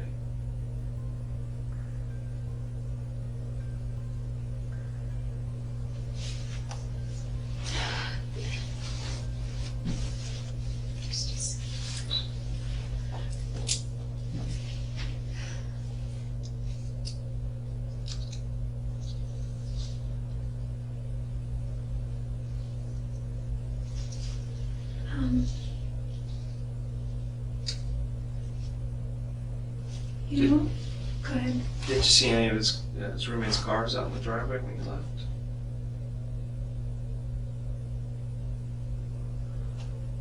That part just bothers me because it was so close to the time when one of the roommates came home. And I'm thinking maybe you were still in the house when he was there. No, no, I was in the driveway. You were in the driveway. They would have seen the car then, right? Yeah. My space was always right behind Travis's car, and he parked it's a 3-car garage, and he took the middle space. And one of his the roommates Prius? Yeah, the Prius, or his BMW before that. And then there was like a smaller little space, but it was not for a car, but it was always jammed with junk from Yeah, I his saw roommates. that. He was very much, he didn't save stuff, you know. Yeah. He had so much storage space. He was so generous when I moved there. He let me store all my stuff there because I went from a house to a room. And so I had artwork, because I paint, and art supplies, photos, books and books and books and books. So many books. Some aren't even mine. They belong to my friend Matt. I was renting that car yesterday because I was taking a trip to Monterey. And, So is it Matt? yeah, I was going to drop off some books to him that I'd had for years. We dated like 8 years ago. We're still friends. So, all of his books that somehow I ended up keeping, and some were mine, some more like esoteric and spiritual kind of books that I'm probably never going to read now because they're just so out there. I'm sure they'll get those back to him. And then some photos also too. Daryl, who was another guy I dated after Matt that we bought a house together. And kitchen supplies. Daryl paid for so much when he was there. He footed the bill with Costco, so I had they said that they took knives out of my car. I don't even know who they are, you know. They're Daryl's. I mean, they've been in storage for years just collecting It's dust. good to know that there he is. Yeah, no, they were all just, one might have been mine, but like, I think they were Daryl's. And so there's those and a bunch of kitchen supplies and pictures of him and his son mostly. And we used to go to 49er games all the time, just in camping trips. So the car you'd driven there was the rental car? Yeah. The Ford Focus? Oh. That's the car I they're going to thought go you- pick up, Ford Focus. Oh. I know they were going to rent you another car, but then something happened with that first car. Either you didn't like it or I don't know if they had a Oh, it was problem. red. And I thought, because I always hear that you don't drive a red car, because I would never buy a red car. And it was fine as a Ford Focus too. And you got the other car instead. I was The like, white do you one. have one with a more neutral color? Because you always you always get pulled over and you get tickets. No, I don't know if that's true. It's just something I've been told since. It's just there's a lot of people have red cars who like to go fast. It's a personality thing. It's not because of the car color. And I just, for me, it's a psychological thing. It's more noticeable. And it's like, red flag with bull kind of thing. I know Travis doesn't lock his doors when he's home. Was the door open when you got there? Did you have to go to the garage? Or how did you get inside? Did you knock?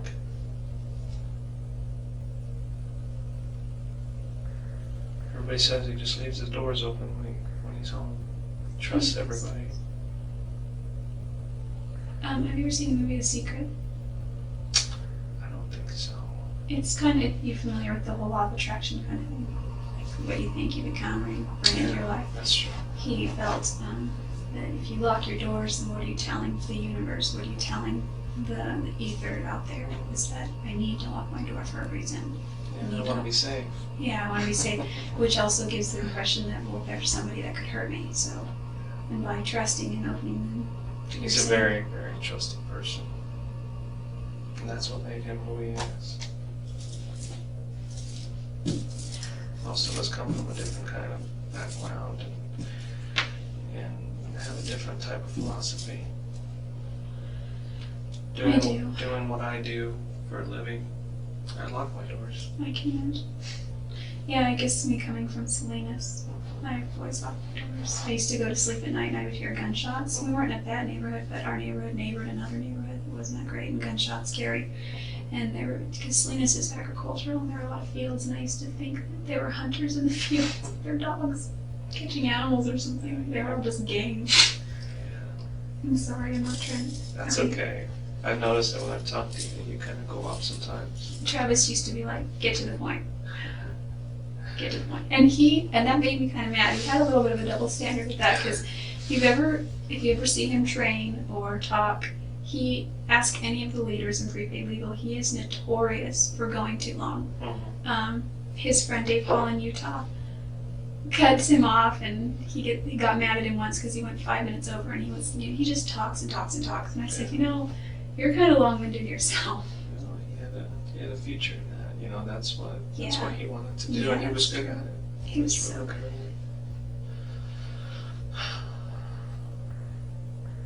He talks about things of more substance, though, and I just ramble.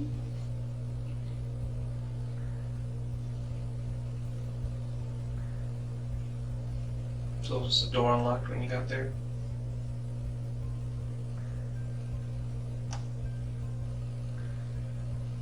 Or did you go and you went through the door of the garage? I know a lot of his friends have the key code for the garage too. Doesn't keep that a secret either. I got that from several different friends. Yeah, 0817.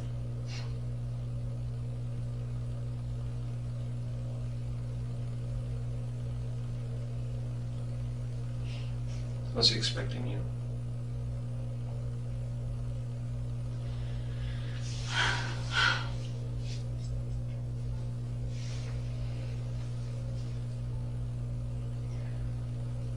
Yes.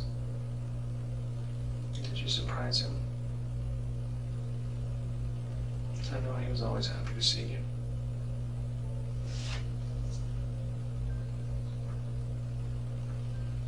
What you guys had was not wrong, Jodi.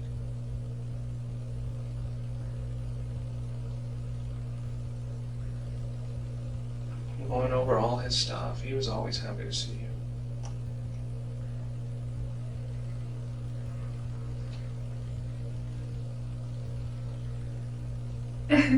He told me this time because I was in his ward boundaries, so one of my roommates went to his church, and they were doing some church activity, and Travis was getting a ride.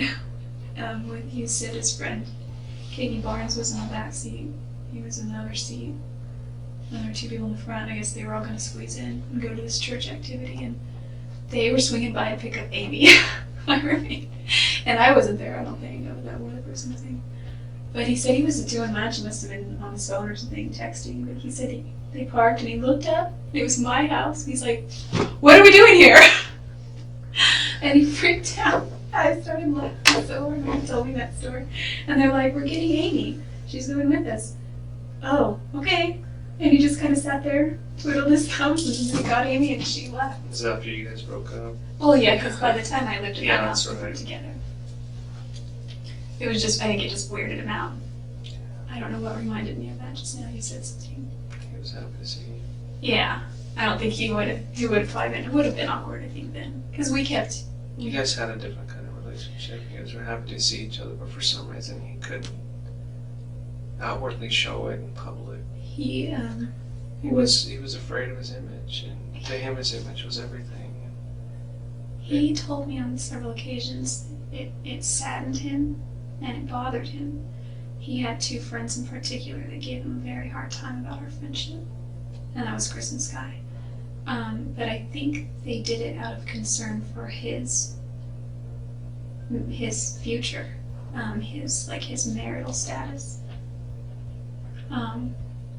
By him and I continuing that, we were both just postponing what we should be focusing on instead. Oh, you're living life. life is what you make of it. It's not set in stone. Yeah, I don't think It's either not a of us gen- have our priorities in the right I know the place. church has a general plan. You go if you're a guy, you go on a mission, you come back, you find a girl, you get married, and you start having kids. And you start contributing to society and to your church. Yeah, that's really not that But much. you came into something. I don't know whether you came in with both feet or you still have one foot out, but it's a whole different society in that church. It's an all It or is. nothing. It is, and I think that's just because the church actually And that's what people lives struggle their with. standards. They have the utmost standards, and you look around, and there's not one person in that church, in those pews, who doesn't need to be there. And if they were perfect, they wouldn't have to go. And sometimes I think it's a facade. I know. Travis kept trying to live up to those standards, but he's a human being, and both of you are mortal, and you have free will, and that's that.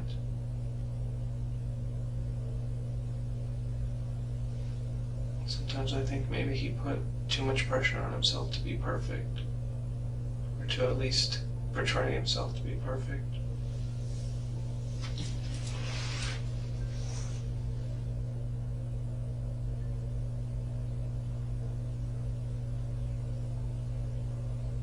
And that's maybe why something like this happens. Things get way out of hand. I'm not an evil person. I know you're not. But I've always had, and I'm not a promiscuous person.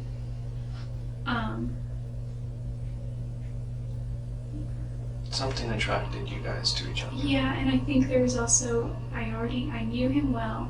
I knew him through and through. I loved him and I cared about him. And I knew we weren't going to get married, so How did you know you weren't going to get married? Couple of reasons. It's like oil and water. You guys just don't mix. We mixed really well for a time, but I think when I discovered his ways last year, it was so hard, but What ways are those? he didn't seem like husband material, but it didn't mean that he wouldn't be in the future. It just meant that, something that Chris and Sky said to me back in January of 2007 really stuck, and they said, do you want to be like Deanna and wait 6 years? Yeah. They made jokes saying, if you wait 6 years, you can get free breast implants. So he bought her breast implants at one point. And they're like, and then he'll really do it, Just all these things. And I was like, what? Why would they say these? Anyway, that one part stuck, though. And I felt that, women have, not all women, not Mimi and not certain other women, but most women just fall all over themselves for Travis because he's nice and he seems like the whole package. I think Mimi kind of saw through everything. There's some people out there that can see through stuff. I was, I kind of did too. Like, I had never been pursued by a person like that. But at the same time, I'd like to say, like, Mimi saw through this, but I saw beneath that and through that. Like he wrote that thing on his blog, The Gold from Within. And I really did see, like, inside, he was an amazing person. He was a good person. He was a generous person. He gave so much, and Well, maybe you chose to actually look past that first level. Somebody like Mimi looks past that first level and sees that's something I don't like already, and I'm not going to look any further. You, on the and other she hand, spends a lot of time at the temple, so I think that I've never been endowed. I've never been through the temple, but from what I understand, I think that it's such a sacred place, and meditating there and being there will help to give you further insight about where just you as a person are supposed to make a move on a certain decision in your life. So maybe it just wasn't for her. That's true. I also was thinking, after the fact, I didn't get a chance to discuss this with him. I didn't know she was going to Cancun, but and I didn't know she didn't. She flat out told me no, but I thought. So that's completely out of the theory that you went there to convince him to not go. No, not at all. Not at all. Okay, because that's the first theory that was thrown out there, was she was jealous. she knew that he was going to Cancun with this other girl, and it was just jealousy. I never. It's the simplest I asked thing. him at one point after I moved. So I was like, hey, who are you taking to Cancun, by the way? I knew it wasn't. At one point, there was a girl named Brenda who, and she wasn't romantically involved, she just in the business, and she saw me at Memorial, and she's like, now, wasn't he going to take you to Cancun? And that was like, we found out about Cancun a year prior, right about the time we broke up. And so, like, I never really assumed that I had a ticket there. And, you know, as things went on, it was just never discussed. So there was never any discussion. That never went through your head. Yeah, there was never a discussion that I was going to Cancun. Not on that trip, not with him. Maybe sometime in the future, some other time with somebody else, but no. So no, that wasn't an issue. What about the trip of him coming up to you, come visit you? Was that something that was planned, or is that something that? Yeah, it was. Because I wasn't even sure that was true. No, it was postponed twice. He was gonna maybe come up and I kind of like was hoping he would come by May 24th, because I was singing the national anthem at the races, and I thought, it's part of one of my goals for this year, was one of my fears to overcome was being in front of a large crowd or public speaking. You have anxiety with crowds? Yeah, there were 3 fears. One was handguns, which is one of the reasons I got a gun. There was a CHP here in town that said he would take me out and go target practicing. And I went to the sporting goods store several times to see what he had, and they were all in the $500 or $600 range for the kind that I wanted.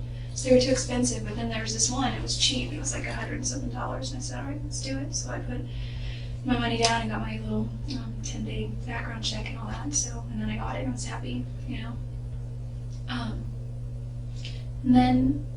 And the third one was skydiving, so I was going to do that sometimes. But he wasn't able to make it up for the, he was scared to tell me that too. He's like, I know you get really Was he upset. scared? Not scared, But hesitant. he didn't want to be upset. He didn't want to hurt my feelings, and he told me that. He was on the phone in early May, because I had known about that I was going to sing 8 weeks prior, about 8 weeks prior.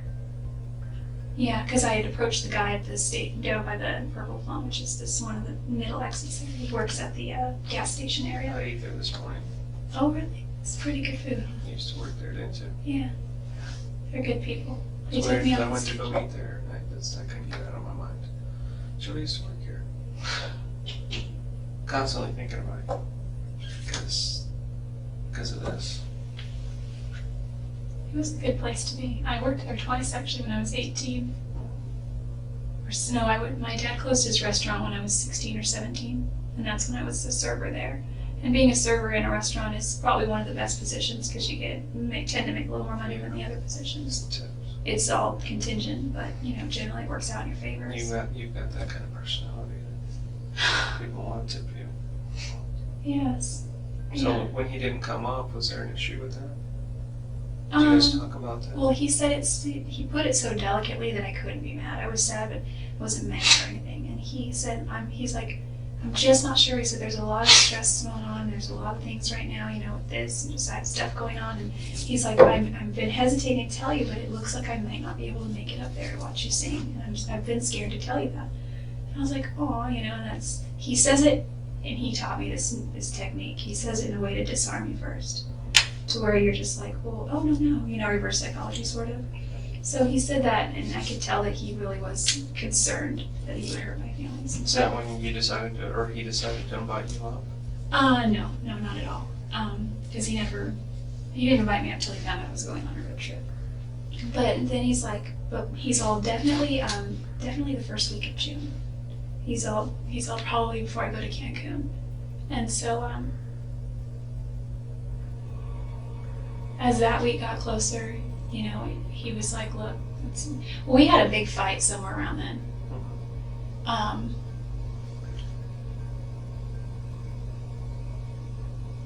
don't remember the exact timeline, but it was in late May. And is that when his email was sent out? Did you send him, or it's a large email about your relationship? Just how I think that, because I just could tell. Because I edited and I did all the editing and the grammar and spelling. He's not the greatest speller. On his first chapter of his book. And he wanted to post it on his blog. And I noticed when he posted the introduction that he's like, special thanks to Katie Barnes. And I have no jealousy toward her. She's just a great girl, and there's nothing there to worry about. In fact, when I was worried about Lisa Andrews and Elena Gomez, her best friend, they were all spending a lot of time together, and so I wasn't sure that she would post flirtatious things on his MySpace. He's like, don't worry about that. And he said at one point, he's like, if you have anything to worry about, it's Katie Barnes. And so I was like, you were so spinning it to throw my focus off something, and I don't think there was ever any concern with that. I know that he liked her, but nothing more, as a friend. And he said she's a little freaky and emotional and unstable sometimes, but I think she's just young. She's a nice girl. And so he said that, and I said, hey, make sure you post a special thanks to Jodi Arias for editing. And he's like, I can't do that. And I was like, why not? And he's like, Jodi, we've discussed this. And what he meant was I made a few comments, because he was like, leave me comments on my blog and rate me 5 stars, and that kind of thing, because also it looks like people are going there. So I left a few comments, and he saw people who already said things, and he was referring to Sky Hughes, who was like, hey, I noticed a certain someone's been commenting on your blog, and I think it's because he had given her and I told him to say this too. Okay, I'll be real quick, because I know this is all I'm just giving you background. We sat next to each other at the last convention, in a pre-legal convention in Oklahoma City, and it's because we buy our tickets way in advance. So we bought our tickets last year, and because he qualifies for executive director every month, which is one of the top levels in the company, he gets to sit on the floor close to the front as opposed to the stadium seats. So I had a ticket because he bought a ticket for me at the time. So it wasn't a big deal, but we were just sitting next to each other. But she made a comment. He has to explain. Listen, we got our tickets a year ago. There's no way she's going to give up her seat for stadium seats. So he sent that ticket. He sent that text either to her friend Holly, or relayed to her or someone. Anyway, I realized that she was giving him a hard time, so I said, listen, tell her next time she says anything that Jodi's dating other people and that she's moving to California soon, because it was already in the plans to move to California. I don't understand why he couldn't just tell them that you guys were still friends. What issue is it? I wondered that too, and he said it's because him and Sky had a lot of arguments, but it wasn't because they disliked each other. It's because they both have sort of fiery personalities. She has a strict set of standards, and he's just like opinionated. So together that's kaboom. And but nonetheless they were really best of friends, especially him and her husband Chris. And a lot of their fights were about me, from what I gathered. I don't know a lot of that. Is that what that email was about? Is the whole situation? Yes. We had that conversation, and I walked to work because I was, Purple Plum in my grandmother's house. It's being in Mesa, going to that it's ridiculous to drive when it's less than 10 minutes to walk. And gas prices here are almost $5. Very motivational speaker in Scottsdale, and we spent the day there. And when we were done, we drove to his house, but Deanna was there, waiting for him for some reason to visit or something, and he was so scared that she would see him in my car that I practically had to keep the car rolling and kick him as I drove by his house. And he's like, don't even put it in park, just roll up real quick. And he jumped out, shut the door, and he's like, no, go. So I was like, okay, and I just kind of laughed at that. That was August 18th. So I see the type of relationship. It's exactly what I thought it was. Well, his thing with Deanna was, I don't think that he had anything physical going on with her. I don't know. I don't think so. I know that for a time there was, and then she's pretty strong in that category, I think, as far as her values and standards go. So why this trip this time? I know you said he canceled on you even coming up here in the first part of June, right? Why did you end up going there then? Is it because he couldn't go, and you guys still wanted to see each other? Well, when his trip the second time got postponed, it was probably last week of May that it was kind of obvious that he wasn't going to come then. But he said, "Listen, after Cancun, I have like 2 weeks that I have nothing going on before I go to DC." And he's like, "I think that's the best time."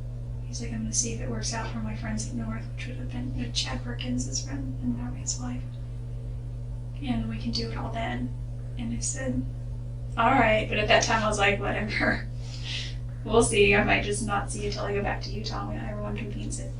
And which everyone's going to do at the end of the month. So did he know you were coming?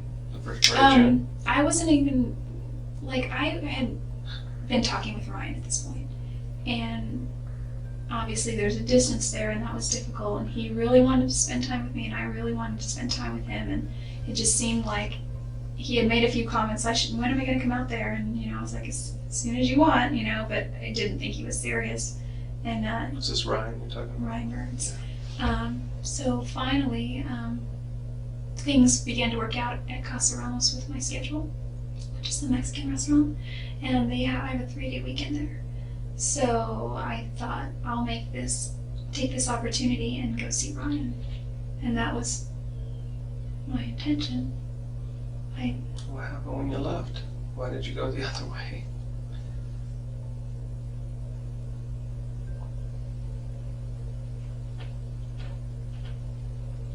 That's my question. Is why go to see Travis if you're going to see Ryan as well? And did Travis know you were coming? He knew? I saw you kind of shake your head a little bit. I don't. This is hard. It's okay. Did he know you were coming? Did you guys talk on the phone?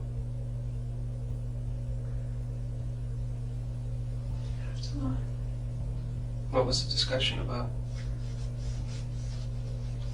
Gordon Hinckley mostly. The last conversation you had? The last long one. We talked a little bit prior to. Did you guys talk when you were en route to Phoenix? Yeah. Just briefly. Told him my phone was dying, which was true. I thought I left my charger in Monterey with Matt. I really honestly thought that I left my charger there, and I had been talking all day between just on the phone. I take lots of pictures of myself, and I know it's... I noticed. Because I'm kind of picky about it, and I guess I take them and I'm like, delete, delete, delete. I will take like 20, I'll be like, delete, delete, delete. Keep one. Yeah, keep 2 or 3 or 1 or none, depending. And so I talked a little bit with John Dixon, who I was maybe going to go to San Diego. There's another place on the list there too. That was in the same trip? Yeah, it's a little ambitious, but I thought... Gosh, it's like 2,800 miles. It doesn't bother me, except I think I put like 2,400 miles on the car. I can't stand driving 45 minutes somewhere. Yeah, where are you flying out of? Oregon. Medford. Yeah, that's a good, just about an hour. Anyway, it's a pretty drive. So it was a little ambitious, but I like road trips, and sometimes I have a realistic view of things, unrealistic about my time, and I tend to show up a little later than expected, which is not unusual for me, but... So he knew you were coming, and he was expecting you.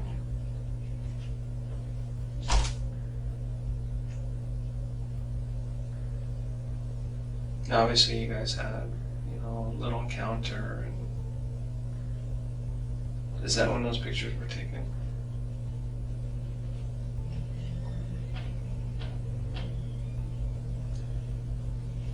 Did he even show you those pictures?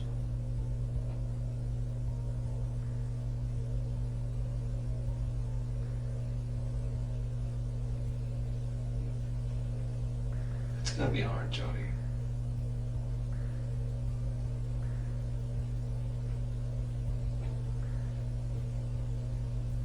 I feel really powerless in here. Do you know what my family is doing today? Do you know if they're good? I haven't talked to them today. I know they're worried about you. Everybody's just kind of in limbo right now.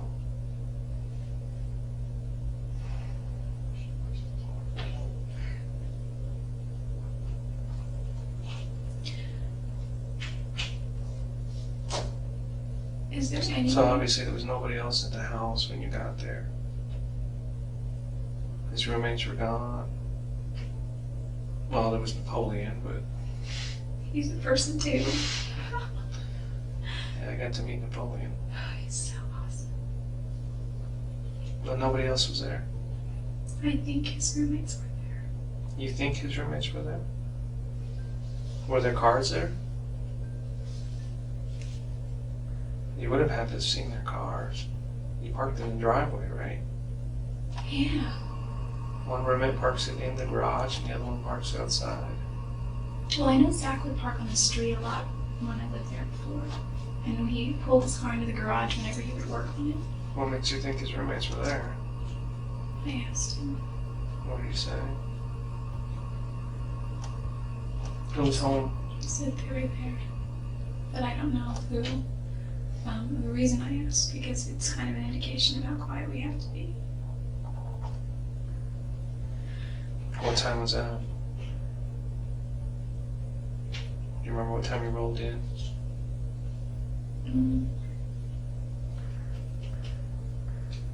3 o'clock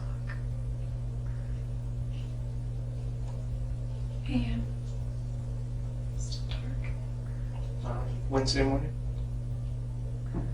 I think. Yeah, that makes sense.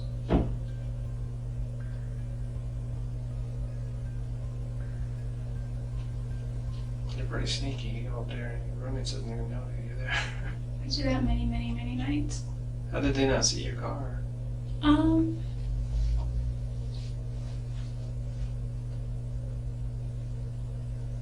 I don't know. I was parked. Oh, you know what? Zach was house sitting for his girlfriend. His girlfriend was on a trip with, was on a cruise with her parents, and he was staying the night at, I think he stayed the night at, That makes sense because I want to say that his roommate, he said his roommate was home, but I don't remember, but I think he said one roommate one was home. roommate. Then, Enrique, he gets up about 5:30, and if I'm 6 correct, o'clock then in the morning. Enrique has the room that shares the wall with Travis's room. Which is like, Yes, and you know, it's a KV home. Travis always says the walls are really, really clean. yes. They skimp on that part. Yeah, so Enrique was home, so you went about 2 or 3 in the morning. But he gets up about 6, and no, he leaves the house about 6 in the morning. And he didn't notice anything different.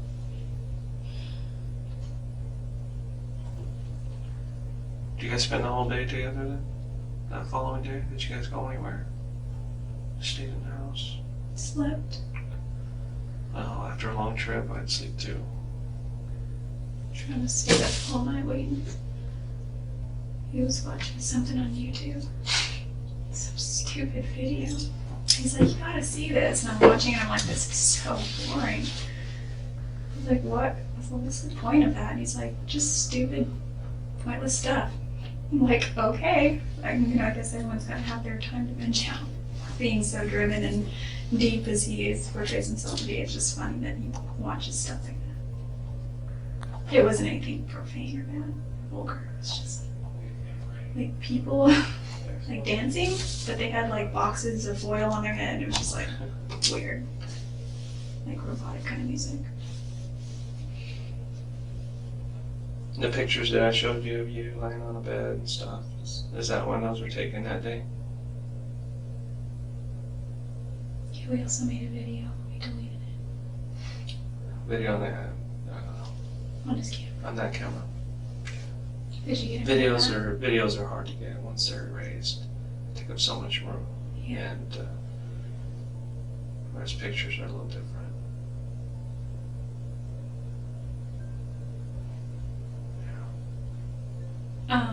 What happened after that? What went wrong?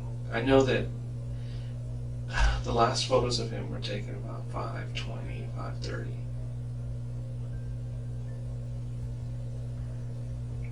And you said he doesn't like you to take pictures of him and stuff.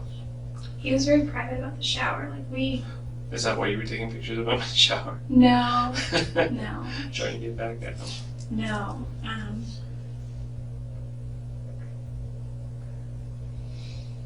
I I'm really surprised want he. to- I'm surprised he allowed you to take pictures of him in the shower.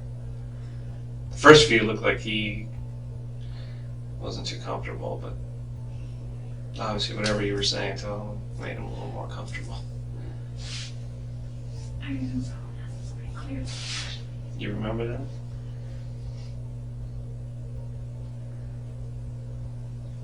What went wrong? Did he say something to you? Were you angry about something? Were you frustrated? What was it?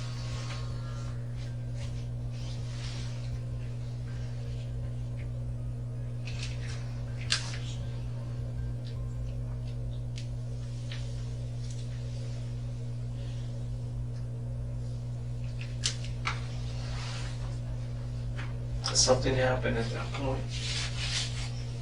and I don't know what it was. What are they going to do with the rental car? Are they going to bring it here?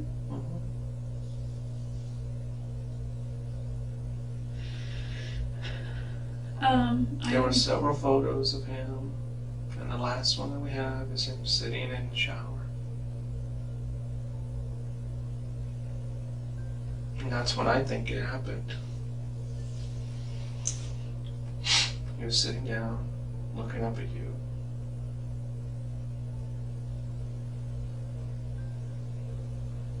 What did you do?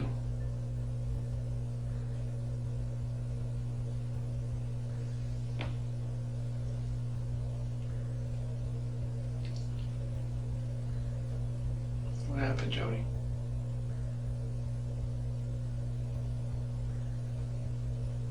We've gone this far.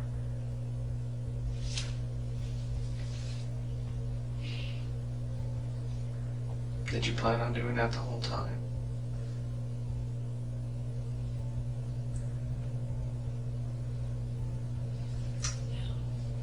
Then why? Tell me.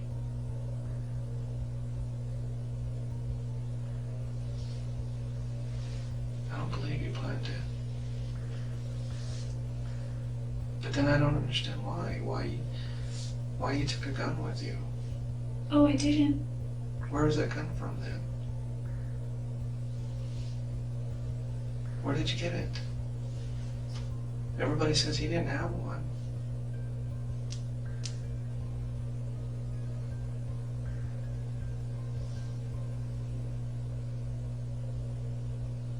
Where did you get it? If you didn't take it. Did he have one in the house? Not to my knowledge. Then where did you get it?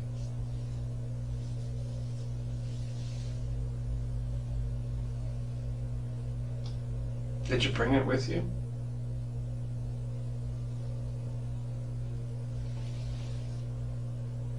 Did you get it there in Arizona?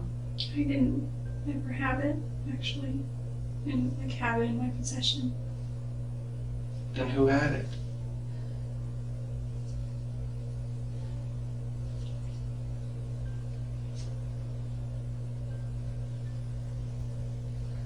If you had it and Travis didn't have it, then who had it?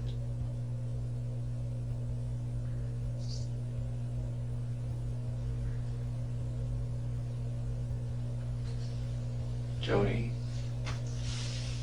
please. I can't. Why not? Are you protecting somebody else?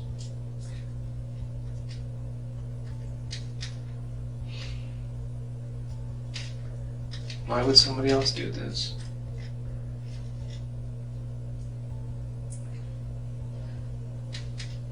I don't know. Did someone catch you there? Someone not expecting you to be there?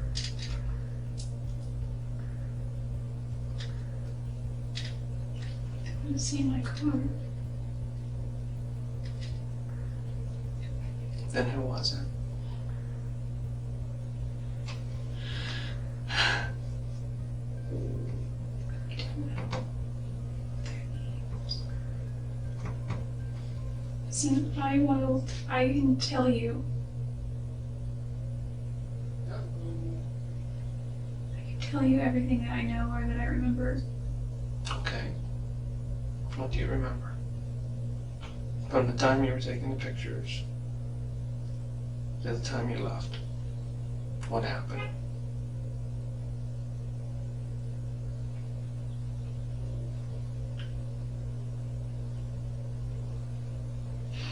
What happened after that last picture was taken?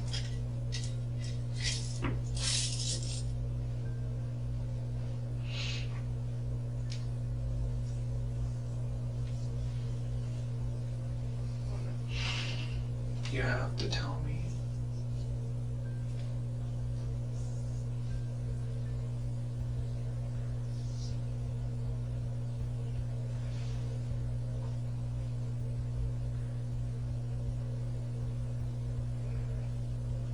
If you want me to believe that somebody else was there, you have to show me. You have to explain to me what happened. Otherwise, it was just you. And if that's the case, that's okay. That's okay as well. It's better if everyone thinks that. If everyone thinks that it was just you. No, it's not. It is really no idea. I do have No, an idea. no idea.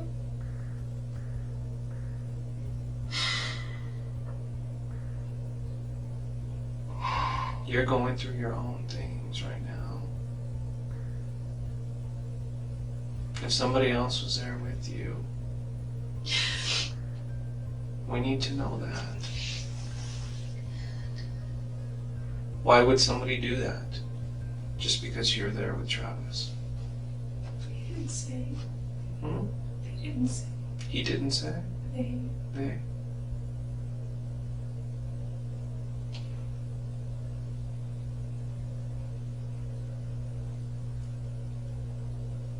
What was the first thing they did to him? You were there. You saw it. What was the first I thing you actually saw? didn't see it. I heard it first. Was there an argument? No? Not between Travis and I. Any argument between anybody?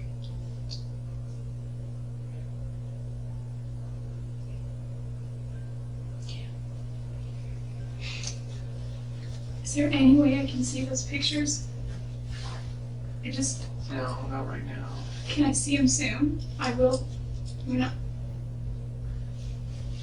You need to start letting me know what happened. Okay. You're telling me that some other people were there. You know how much that concerns me.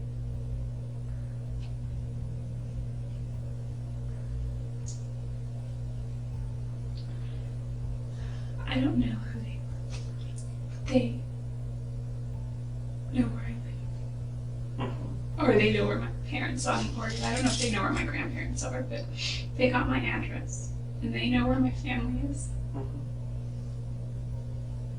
Sorry. So you're trying to say you're doing this to protect your family?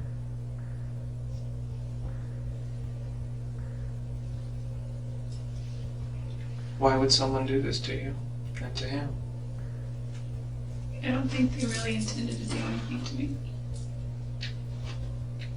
You're saying somebody followed you all the way to Arizona from here? No, I don't think. I think I was an element of surprise for them. You were an element of surprise? So they didn't expect I'm you guessing. I don't think so. to be there? They didn't expect you to be there. I mean, they had to see my car. Is it someone who lives in Mesa locally? I didn't recognize them yet. Well, you have to give me a motive. Why would they do this? Were they going after Travis? For what reason? You tell me this, but you give me no reason. They didn't discuss much. They just argued About what? about whether or not to kill me For what reason? because I'm a witness A witness of what? of him, with Travis. Of Travis's murder. Yeah, but I didn't really witness it. Didn't see much. It just, Okay. I just, oh. You need to make this believable, because it is not believable to me right now. You need to give me something. Okay. I just, listen. I am listening, Jodi. I am listening, and it doesn't make any sense to me. It's fine, because my family will, Well, help us protect your family. If that's the case. they got my driver's license. It has a P.O. box on it. Mm-hmm. And they got my registration out of my purse, which was in the purse that I was using at the time. And it has my parents' address on it. Why would they do this? You see where I'm coming from? Why? What kind of beef did they have with him? Or was it with you? Or you need to make this believable. People just don't go in somewhere and kill somebody for no reason and then let a witness go. That doesn't happen. They've already killed one person, why not just take care of the other? Well, yeah. You know who they are if you're telling me the truth. I don't know them. And I don't believe you either. And I can't. You can't expect me to.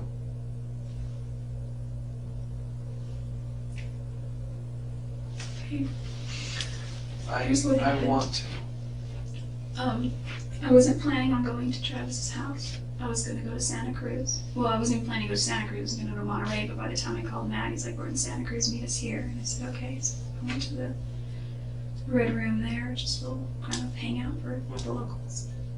Any younger kids our age, sort of 20-somethings and 30-somethings. And I stayed the night in Monterey that night.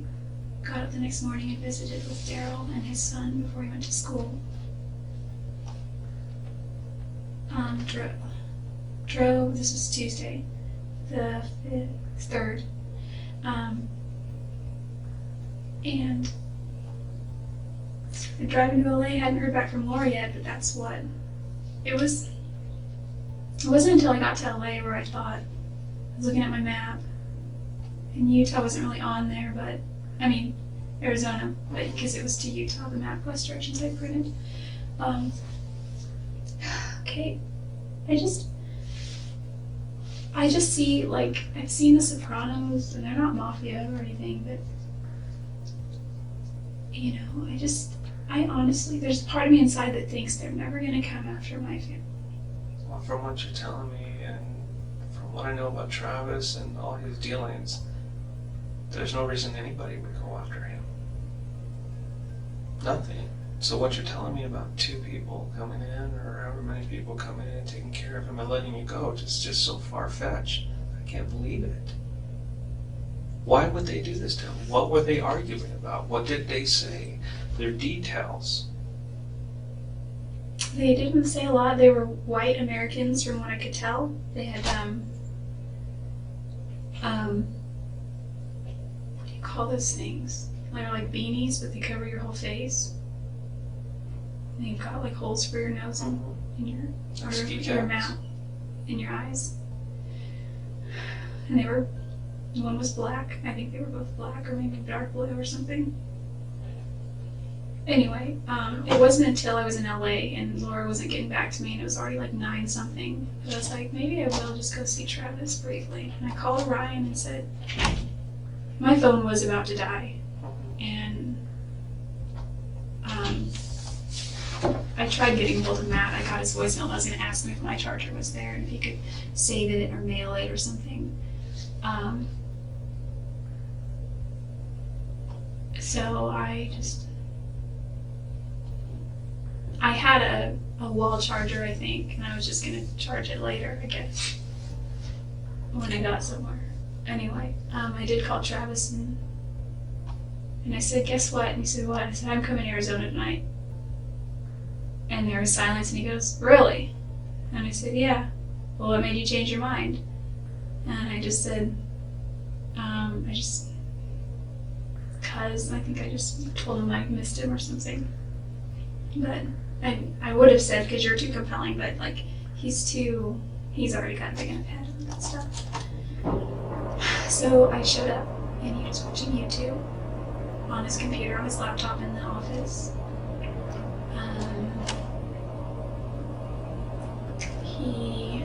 We watched that for a little while, and he was very happy to see me.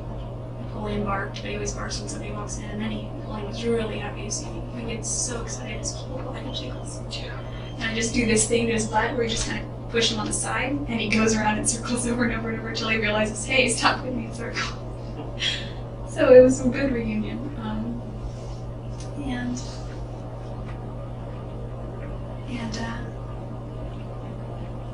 We went, I told him I was tired, I think, because I don't know what his intentions were, or what he thought my intentions were at the time, like we were going to do anything, but I was very exhausted from the trip, and I just said, look, I think I'm just going to sleep for a little while, and he said, that's fine. So I had slept pretty well the day before, but I was tired from driving all night, so I slept, and he slept, and we must have slept till about 1.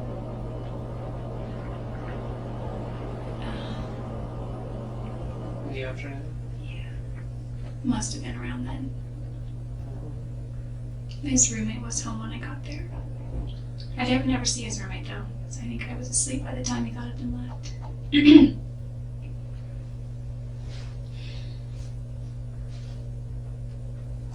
Okay, if you don't believe me, that's okay. I'm trying to. I'm just saying really that, hard. it sounds to me like I'm already in the system. Pretty far in. I'm not getting out anytime soon.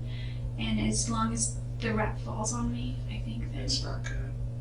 Don't do this. No, I'm just saying, I think that as long as that is, there's less of a chance that my little brother is going to be hurt, or my mom, or my dad, or my sister that live there. Okay, we'll continue with the story. Anyway. About 1 o'clock. Yeah, we had sex. A couple of times. Once was in his bed and once was again downstairs in his office. And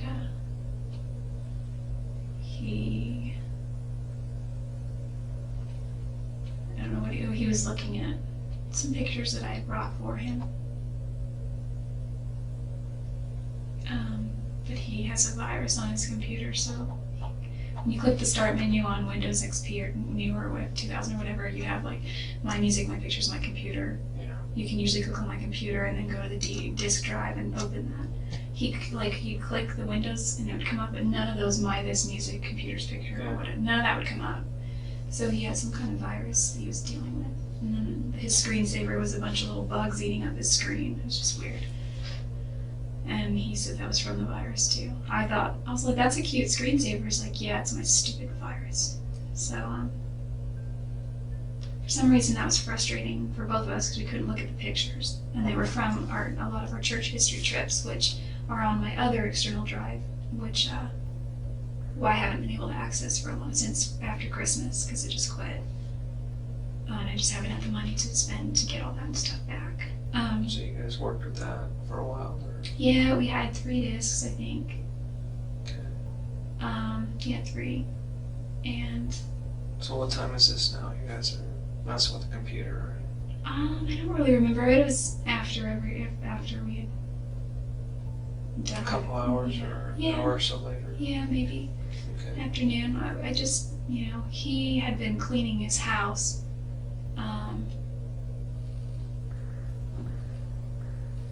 So I wasn't sitting on the couch. Usually I would just chill on the couch downstairs, if no one was home. But he had like chairs and all that stuff all over the couch. He was cleaning the floors or something. For Napoleon, I don't know if he made phone calls or not, or what he was doing on the internet, but at one point he was going to go up and take a shower, and it took a lot of convincing prior when he was shaving. Mm-hmm. I was like, I got some ideas, and they didn't turn out good at all, not like I wanted to. But I thought that I could get some cool pictures of him shaving. It's because he does the whole old-fashioned thing with like this little, I don't know how it works. He liked it though, apparently, because he used it for his profile picture on MySpace. So those didn't turn out as good. I was gonna do that again later, but I asked him if I could do pictures of him in the shower, and he's like, no. And I was like, I just have an idea. I have a couple ideas. And he's like, well, what do you mean? And I said, I saw this thing in a Calvin Klein ad once that looked really good. And so he was, you're right, he wasn't very comfortable at first. He's standing there and he's all, I feel gay. He has that look on his face, though. So some I deleted and some I kept taking. And some he looked really good, I thought. The one that you showed me yesterday of him looking right at you, I think that's a great picture. He hates it. I don't know what he hates about that. I think it's a very good picture of him. So you were taking pictures and showing them? Yeah. He's all, let me see, chilling. His shower door was open, and his water pressure in that shower isn't that great, so it's not like water was going everywhere. What happened when the last picture was taken?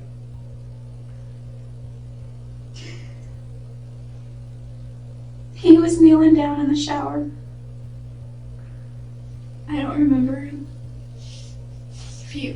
if this is his shower and the sink is over here. I was like right here taking pictures. And I don't really know what happened after that exactly, except I think he was shot. Where were you?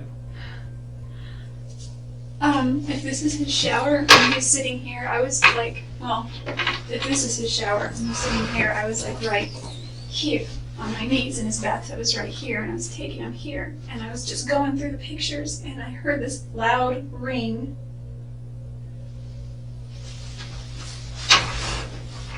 And I don't really remember except Travis was screaming. I think I got knocked out, but I don't think it was that long.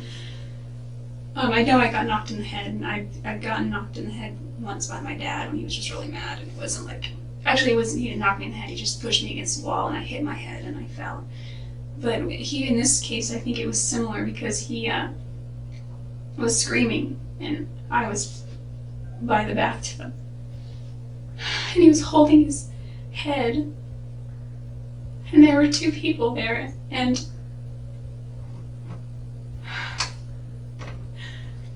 What'd you say?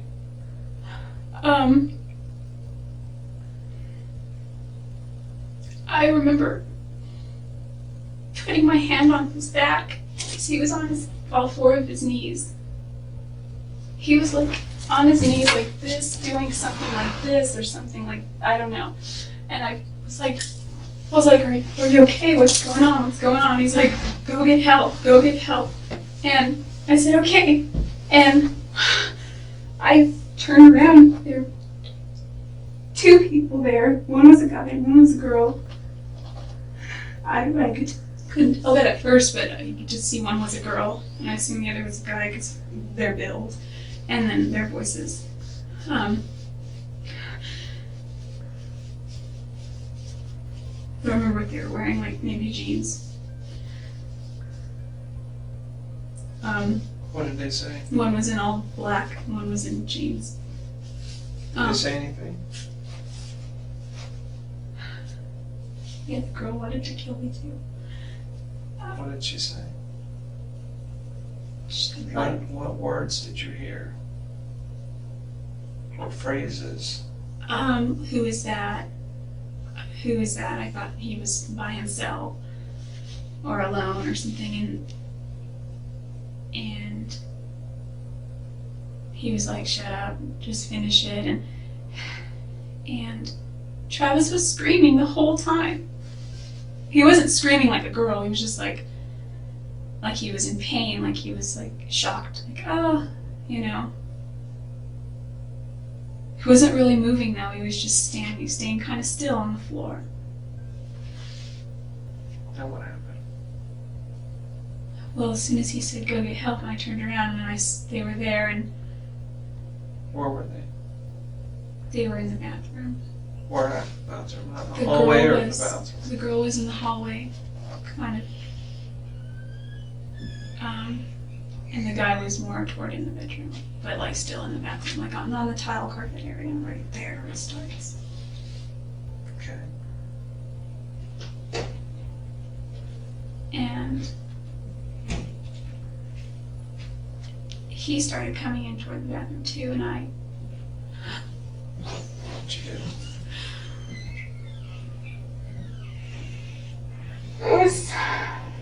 What happened?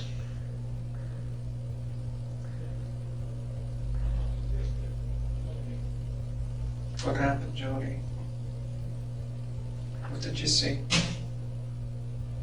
I took out like a little pitch. You took off? I ran, and he stopped me, but He stopped you? and Travis, he was he was still like conscious and still alive, and But you just left them there. no, I ran into the closet because like there's 2 doors, and they were sort of in the hallway already, and he stopped me. And he didn't touch me. He was just held the gun to my head, and he was like, "You don't go anywhere." And he told the other girl to finish it. I didn't see, but he was like, I think he was saying a lot, but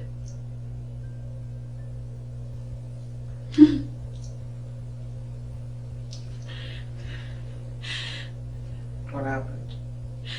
he told me to stay there and not to move. And where was that, in the closet? No, it was like this. Sorry. Here it is. This is bedroom. Okay, and then you got the long hallway down to this bathroom, the sink. And you have the closet here. And then you have the shower. And then the bathtub. Right there. And then there's the toilet right there. Okay, this is the sink. Then his bedroom is, actually there's a closet door there. His bedroom. Yes, exactly. And so his closet is kind of like this partition. So I ran this way because he was walking this way and she was already right here.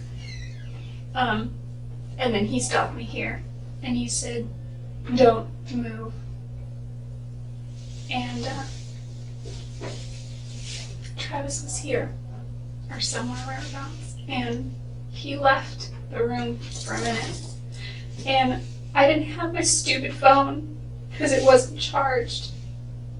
And Travis's phone was downstairs, and I didn't know his roommates, I didn't think were home at the time. So, like, I was just trying to think if there's any way I could call 911 or call or get out of the house. There's no way out except down the stairs.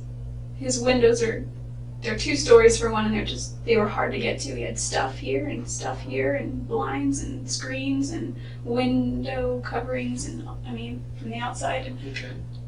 I just, she was over him, and I just rushed her and I pushed her, and Here's what? Travis was bleeding everywhere. What was she doing to him? Because he'd been shot at this time, right? Yeah, but he was still alive. He was still conscious even. Like, You're still talking. he wasn't talking or saying much, but I could tell he was breathing. He seemed like he was breathing calmly, I think. He wasn't like, he was just there. I really remember it's such a blur. Okay. And so you did what now? You pushed her? She's a little bit bigger than me, not really in size, but height. And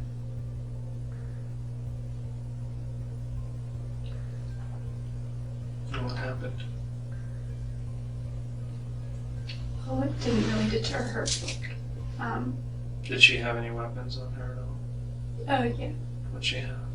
I thought she was the one with the gun, but maybe she had the gun, but he had a gun. So either there were two guns or one gun, I don't know. Well, she's the one who shot him, though, right? She was the one here, and he was back here at the time when you saw them. I would think so, because, I mean, I don't know, I got hit here somewhere. I don't know. Because when I woke up, he was screaming. And I saw her at this point, like right here, and walking either back. She must have been walking back this way. And I saw him sort of following. And that's when he's like, finished. And I started running this way, and he stopped me, and he left the room for a couple of minutes. Why did he leave? Maybe just, I don't know. Okay. So He's what like, happened "Don't after? you What know?" happened after you pushed her?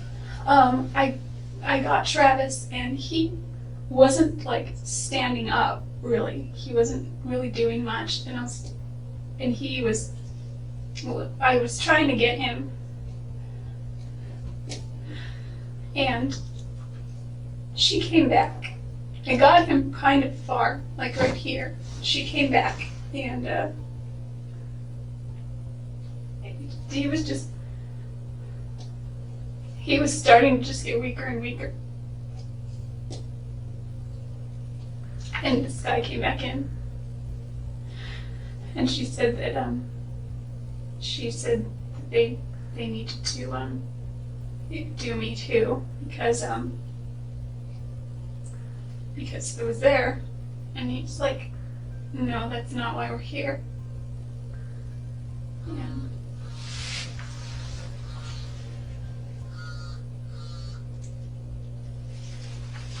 He had my purse,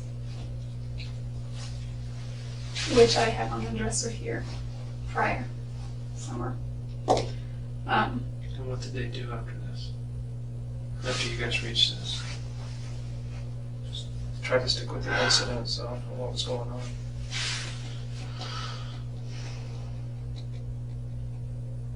She came after me, and he stopped her. Okay. And she didn't get me. How was she gonna get you? Did she have a weapon? She had a knife. Okay.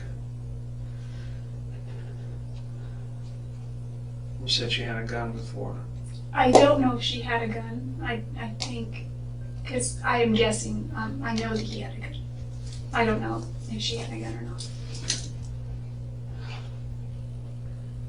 So she was basically the aggressor. Yeah, unless he took a shot too. I don't know. But it seems like from what you're telling me, she was the aggressive one and he was the more passive. Yeah, I mean, there was definitely aggression as far as, I mean, I don't know what you define aggression by, but like there was definitely a sternness, and I wasn't like just free to walk out of there. Like, hey, it's cool, you know, and it wasn't anything like that. Then what happened?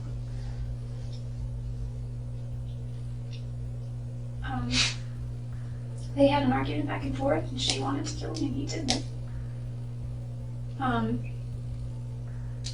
Why didn't he kill you? Just because he said? He said that's not what we're here for. Did they say why they were there? No. It was obvious they were there for him. They didn't say why. So it seemed like they knew him, obviously. Yeah, but he didn't seem to know them. I mean, he was a little out of it. Plus, they had masks on anyway. But he didn't express any kind of recognition. I could talk. He was able to say, go get help. And at one point he said, go to my neighbor's house. Go to my neighbor's house. So that if you... there was just no way out. Did you of see it. them hurt him anymore? Other than a gunshot? She had a knife and I don't know. He was bleeding everywhere.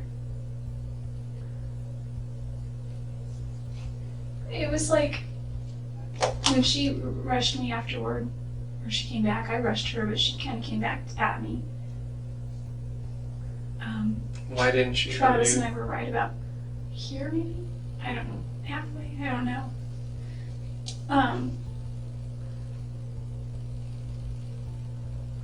And there was a little bit of a struggle with her and I. I was so scared. I'm not a person who fights. I'm not a person who knows really about self-defense. I took some classes once, but it was like 8 years ago and I've never been consistent with it. Okay. So I wasn't sure. I just knew I had to hold on to her hands because she had a knife. What hand did she have it in? She had it in this hand, but well, her right, I guess. So Right.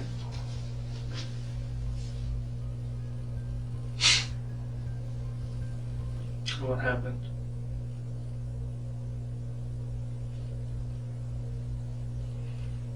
So you didn't see her hurt him anymore. He was just bleeding. Where did he end up? he when I tried getting him here, he said go get help. And when I came back this way, pushed her, and he said go to my neighbors, go to my neighbors. And I wasn't like no, but I wasn't gonna leave. If I couldn't leave without him, I was trying. I felt stupid already for trying to run this way. I was gonna go to a phone. And he was like, I just said, come on, come on. You know, he was naked, but I didn't care. Just come on. And he's like, I can't. I said, come on. He's like, I can't feel my legs.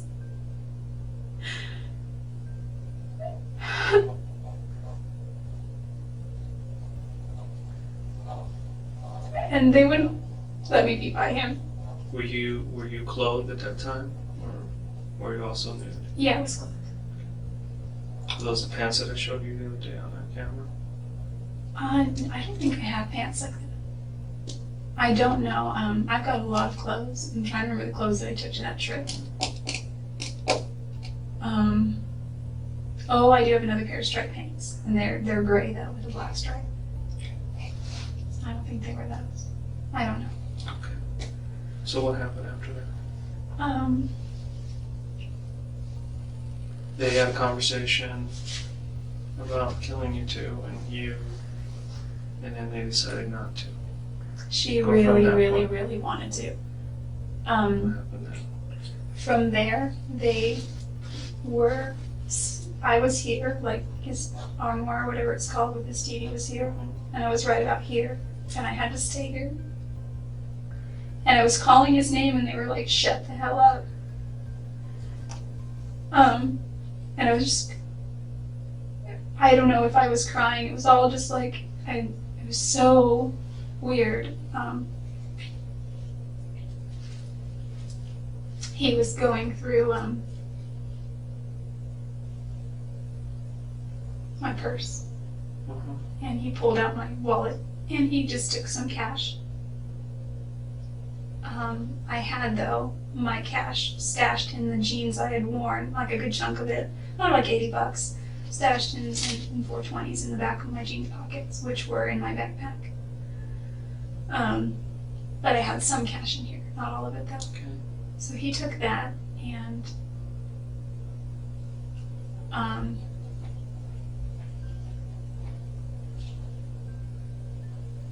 And what happened? he was. What was she doing?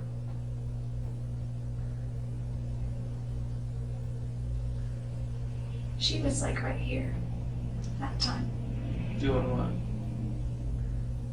He's over here taking stuff from your wallet, from your purse. You're here. She's down the hall. She wasn't far. It's not a far distance. There was part of me, I think, that was just, I was sitting and I was just like, I didn't know what to say. Like, would you beg for your life? Do you say, who are you guys? I'm powerless because I don't have any way to stop them. They were just more powerful. Well, continue So on. I So once he figured- took stuff from there, what did he do? She was, I don't know what she was doing, but she was arguing with him and talking with him and saying, What were they saying? she's like, it wasn't like super yelling, it was kind of like hushed but Mhm. intense. Like, you need to da-da-da, shut up, it's not over here. Things like that.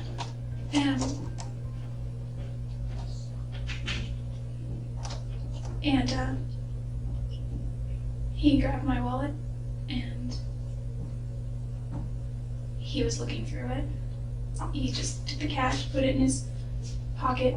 He got my registration out of my wallet and he said,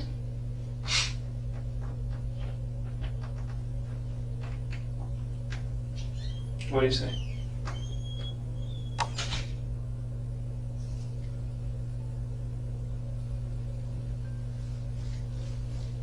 he said, you must be that bitch from California. And he was going like this with my registration. And he said,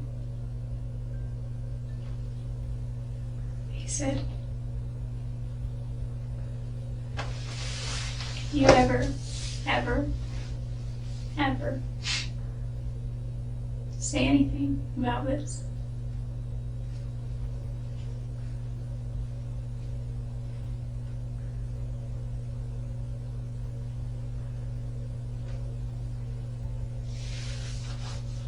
he said they'll do to my family the same way and me. And I didn't care so much about me at that point. He said, you need to leave. And don't you call anybody. And don't you say anything. And don't you act like anything happened. He said, I'm giving you one chance. And she said she's gonna rat us off. She's gonna say something. And he was like, shut up. He was like, you get one chance.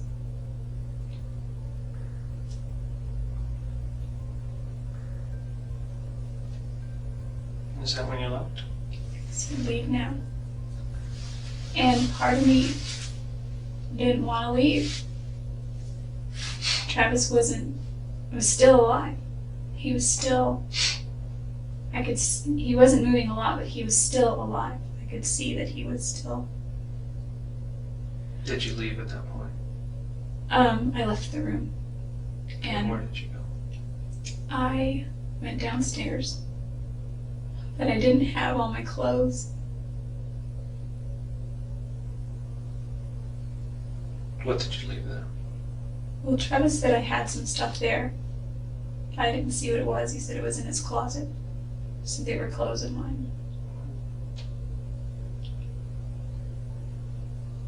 But all I had was my purse and my backpack.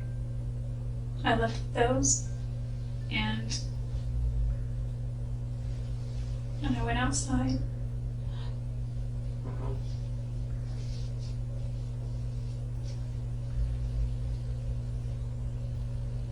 And then what'd you do? I wanted to get help. I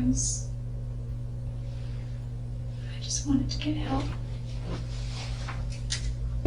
He told me that if I didn't say anything, that I would be, that I wouldn't even live to regret it, but that I would regret it. No idea why they did this to him. You have to know something about it. I'm trying to think what else was said. Anything that clicked in your mind. Because why would anybody do this to him? He does nothing but help people. Everybody likes him. Doesn't owe people money. No people like that anyway. No. He doesn't get involved in things he's not supposed to get involved in. He doesn't do drugs. Doesn't seem like a robbery. No, it doesn't. Burglary. I was wondering if they took my stuff to make it look that way. But then he told me to leave. And, Travis usually keeps his cash in his wallet. So you didn't see what happened to him then? I just saw that. Did you get hurt at all? You said you were fighting with her. Yeah. What happened to you? She cut me. Where at? My hand. Let me see. Where at? You Can you actually show me? can't see it. If you look at my finger isn't the same though. I was Let me really, see. Where did it get cut? conveniently it was right on the crease. Right there on the crease. Can you see? Oh, it's kind of in purpler color, I This guess. one here, It's right kind there. of this. Yeah, right on the crease. Well, there's a vein on this one, maybe. I don't know. Is this one here? Yeah. So a slice there. Yeah. Just a small one? Or was it pretty deep? I don't know how deep it was, but my finger hurt for a while. Okay, so like right in that crease that you, right, across both of them? Not my middle finger. It cut this one a little, but not as much. This is where it really went. I don't know how it happened that all these other fingers were missed, but this one, yeah, I don't know. This one, like I still can't close this finger all the way. It's as close as it goes. Whereas this one goes like that.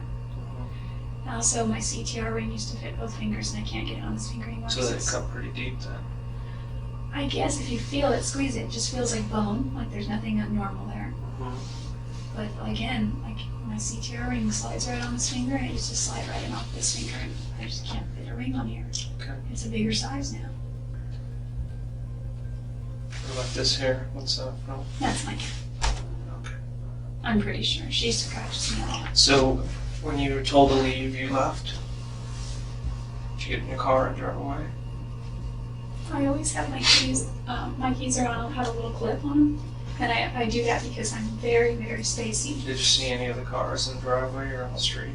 Any vehicle descriptions you can give us? No, not that I don't think his roommate's around. And you just left. You didn't run to the neighbors. You didn't try calling. You knew they were in his house. You had time to run to the neighbor. Why didn't you do that? I was really scared. Okay. I was really freaked out of my mind. Okay. I don't believe you. I came in here hoping that you would tell me the truth. And this is not the truth, Jodi. This is all I know. Does not make any sense. Does not make any sense. That's all I know.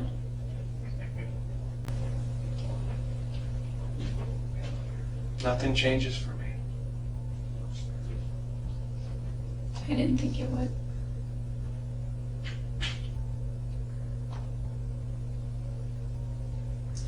I feel responsible because I feel that I could have done more. I feel that I should have gotten help. I feel that I should have been stronger. You feel responsible because you did this. I did not Jodi, kill you Travis. did. You did. And there's nothing you can say that'll change my mind at this point. This is an elaborate story which does not make any sense.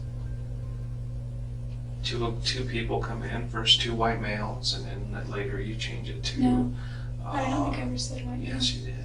When? At the beginning of the story. Oh, it was one. And then you change it, oh no, one's a female. Oh, it was female the whole time. I said I wasn't sure at first, but you could tell by their build. It doesn't make any sense to me.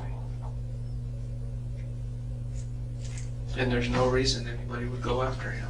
There's nothing in his past, nothing in his, at that time that he was going through that would cause somebody to do that to him. And the fact that they left you alive and let you go, that never happens. Why would anybody do that? Why would somebody risk the chance of getting caught, just letting you run out the front door when they're upstairs in this house, killing somebody, knowing that you could just run across the street and tell somebody? It doesn't make any sense. Does it make any sense to you? It doesn't, does it? No, they argued about it. Doesn't make sense. I thought for sure I was dead.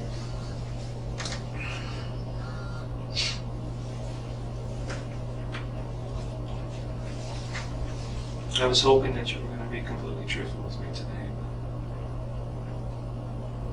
but obviously that's not the case. I know you were there. I know you had some situation go on with him that got out of control.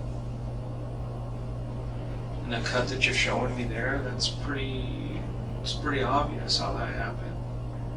I've seen that before. That happens when a knife slips through someone's hand because of blood. It's slippery and it cuts. That's what that is. I've done this for a long time. And this is the most far-fetched story I've ever heard. And it's not going to help you. Is that how you want to leave this? I still want my family to get hurt. Your family will not get hurt. They will not get hurt. The way you're hurting your family is by not coming forward and telling me the truth. There is a reason why you did this, and you just refused to tell me why.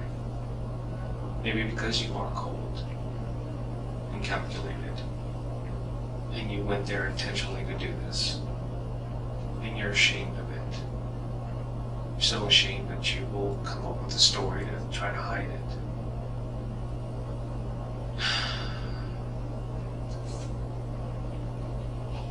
I was there that day, but I didn't take Travis's life. You haven't convinced me.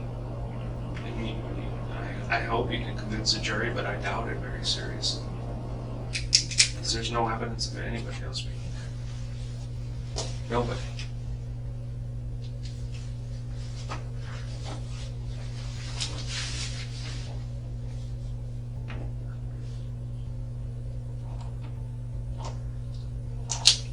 And we're still not done looking at all the evidence.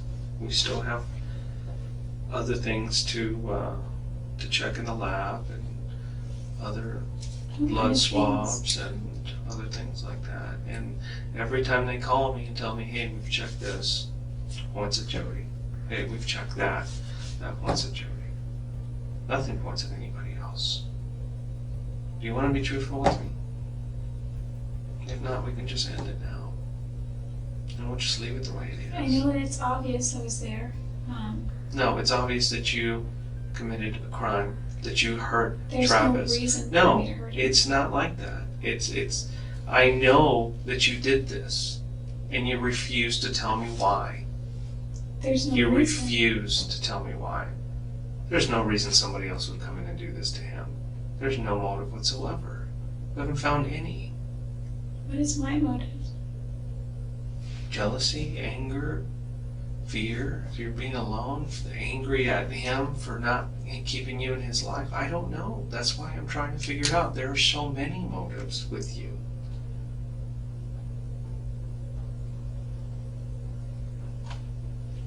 Too many.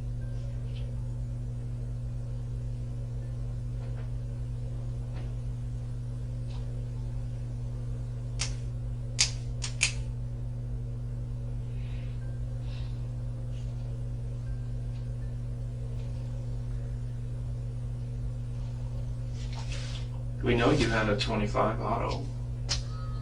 You guys reported it stolen. Covered the ammunition and it matches. We recovered a shell casing. It matches the ammunition.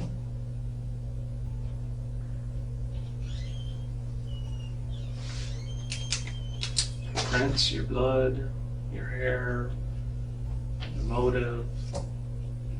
There's You no were there. I wasn't jealous of anything. I was a little bit envious that he was going to Cancun, but that wasn't the reason. Like, I could go to Cancun. It's not cheap to go to Mexico. I mean, it's not expensive to go to Mexico. You were probably standing above him when he was in the shower. And you shot him in the head. I was kneeling down beside him looking at the Jodi. pictures. And then you had a knife. And you stabbed him. Several times. Yes, you did. Jodi.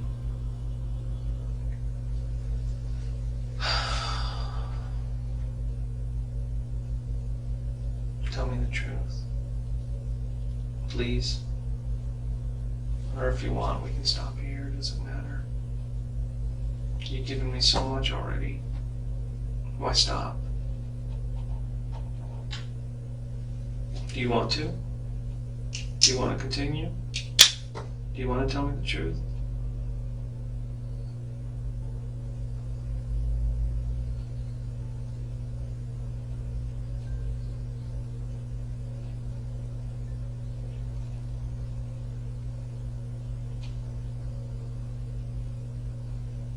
What did you do with the gun?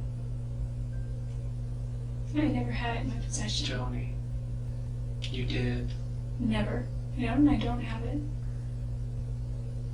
Yeah, you don't have it. You know, people say that when they know of the gun. They've seen the gun, they've touched the gun. You don't have it. I saw the gun. Yeah. But you had it before. You've touched it. You've used it. I know you have.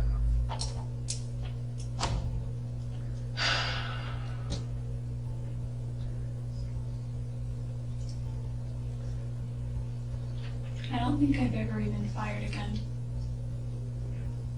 I've done bows and arrows, but not guns and water guns, yes, but not a real gun. And the gun that I got on Friday was never used. So you're going to continue to tell me that you didn't do this to him? Did not kill Travis. I believe you did. I truly believe you did. And there's nothing showing that anybody else did this. Nothing.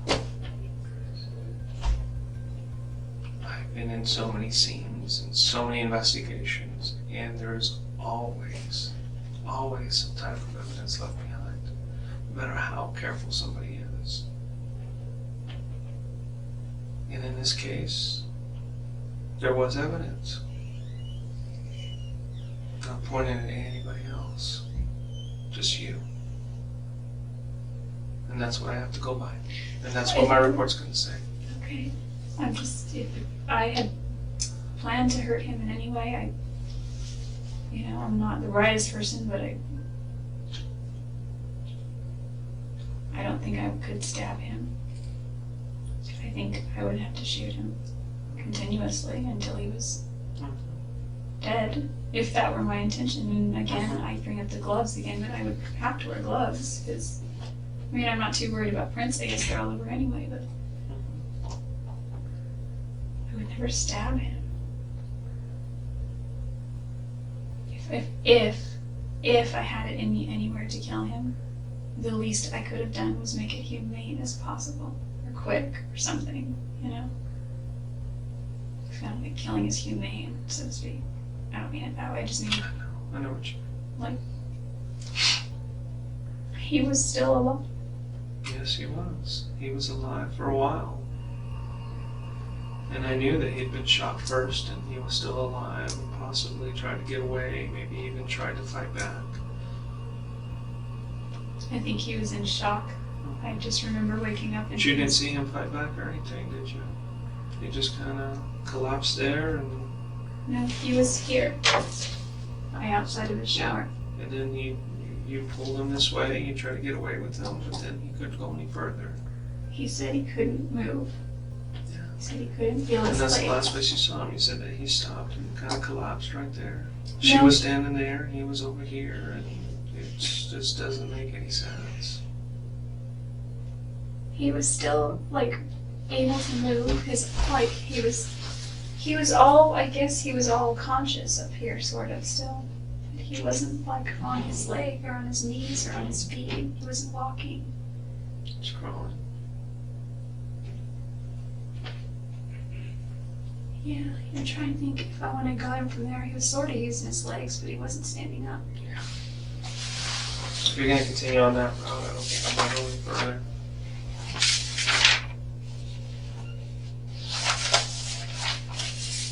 I don't remember what time I left, but I gave you an opportunity. This was your only opportunity.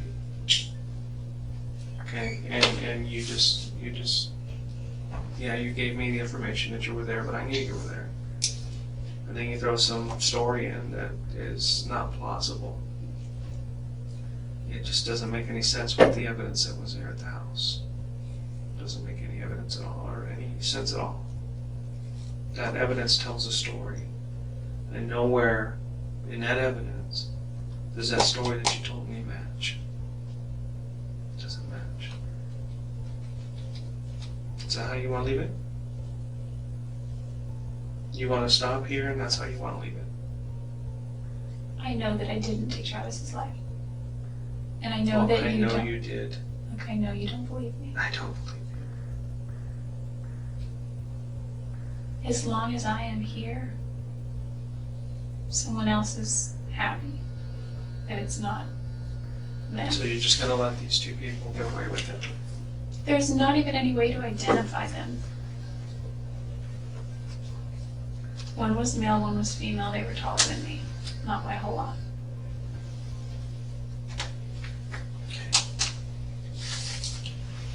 Are you ready to go back? Yeah, I guess I'd still like to say something to his family, but I don't think I have anything that could bring them comfort. Okay. Maybe I could write them a letter. Well, you always have that opportunity to do that, so Would they receive it? I don't know.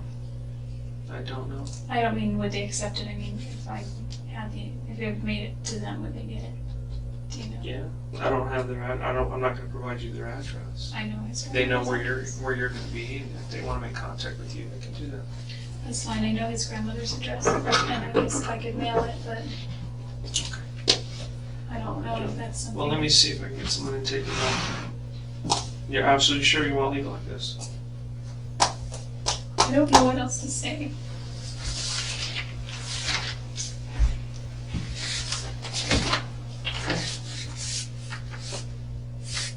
That's it then.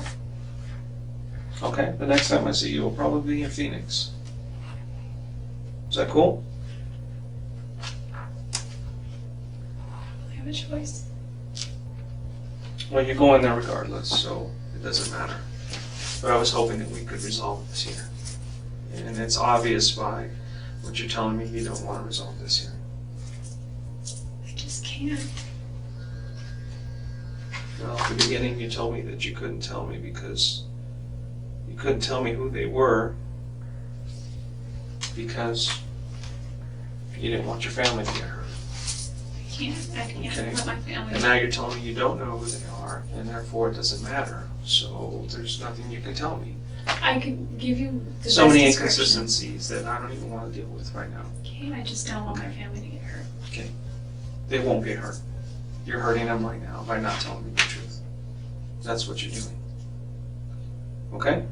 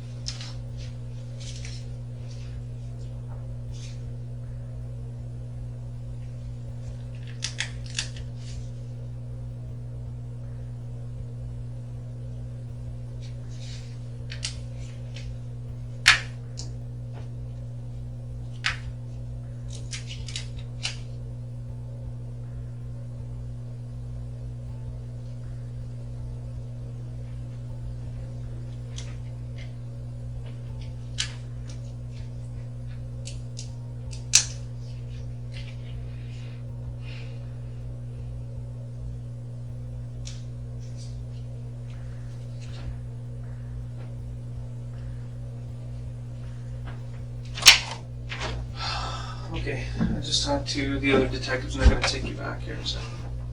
Okay. That's for me.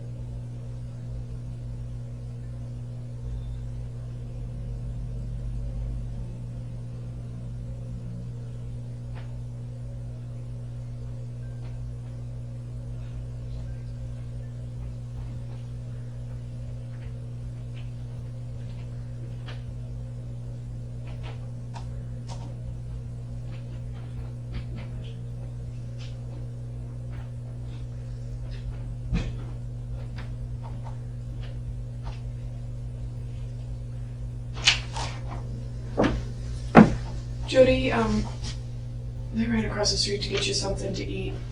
You're probably hungry by now. So I figured in the meantime, while we're waiting and you're just kind of sitting here and hanging out, if you want to drop that rough draft to Travis's grandmother and family, this would be a good chance for you to do that. Well, it'll just be a rough note. That's fine. Can I take it back with me? So I can use it to work on a final draft? Yeah, we can work something out, yeah.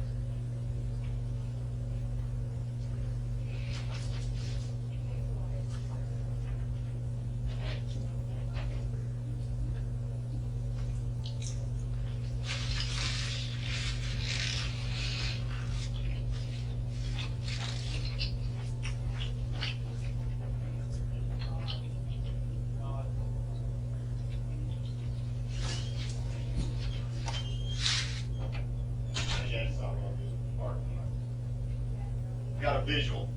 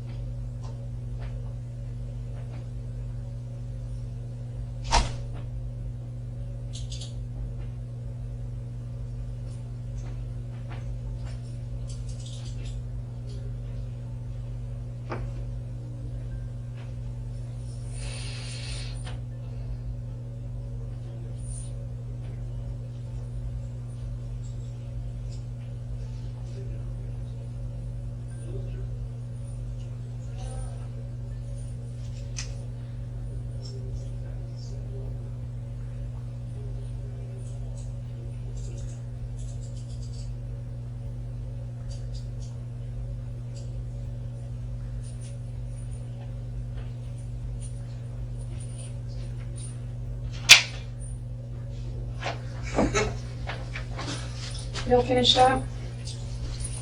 For now, I guess. What's that? For now, I guess. Can I take this or no? Well, let me just see.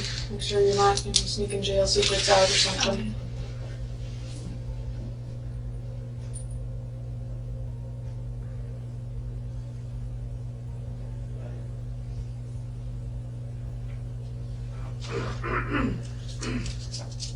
It's hard to get paper in there, so I can keep writing stuff.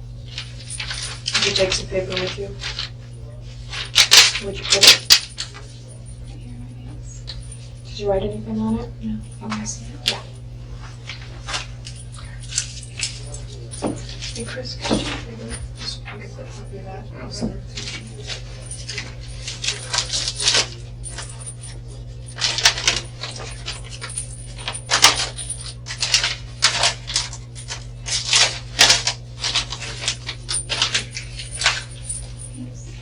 Just go ahead and stick it in your pocket if it'll stay there. Just stand up for me. Put your hands out in front of you. Do the belly chains very often.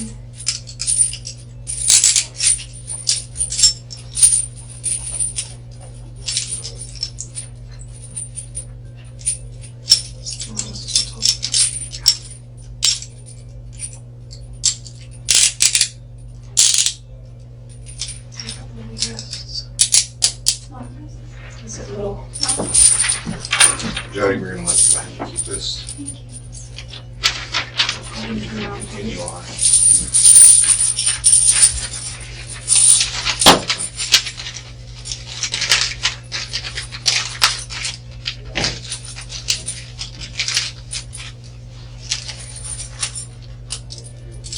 Okay. You ready to go? I think so.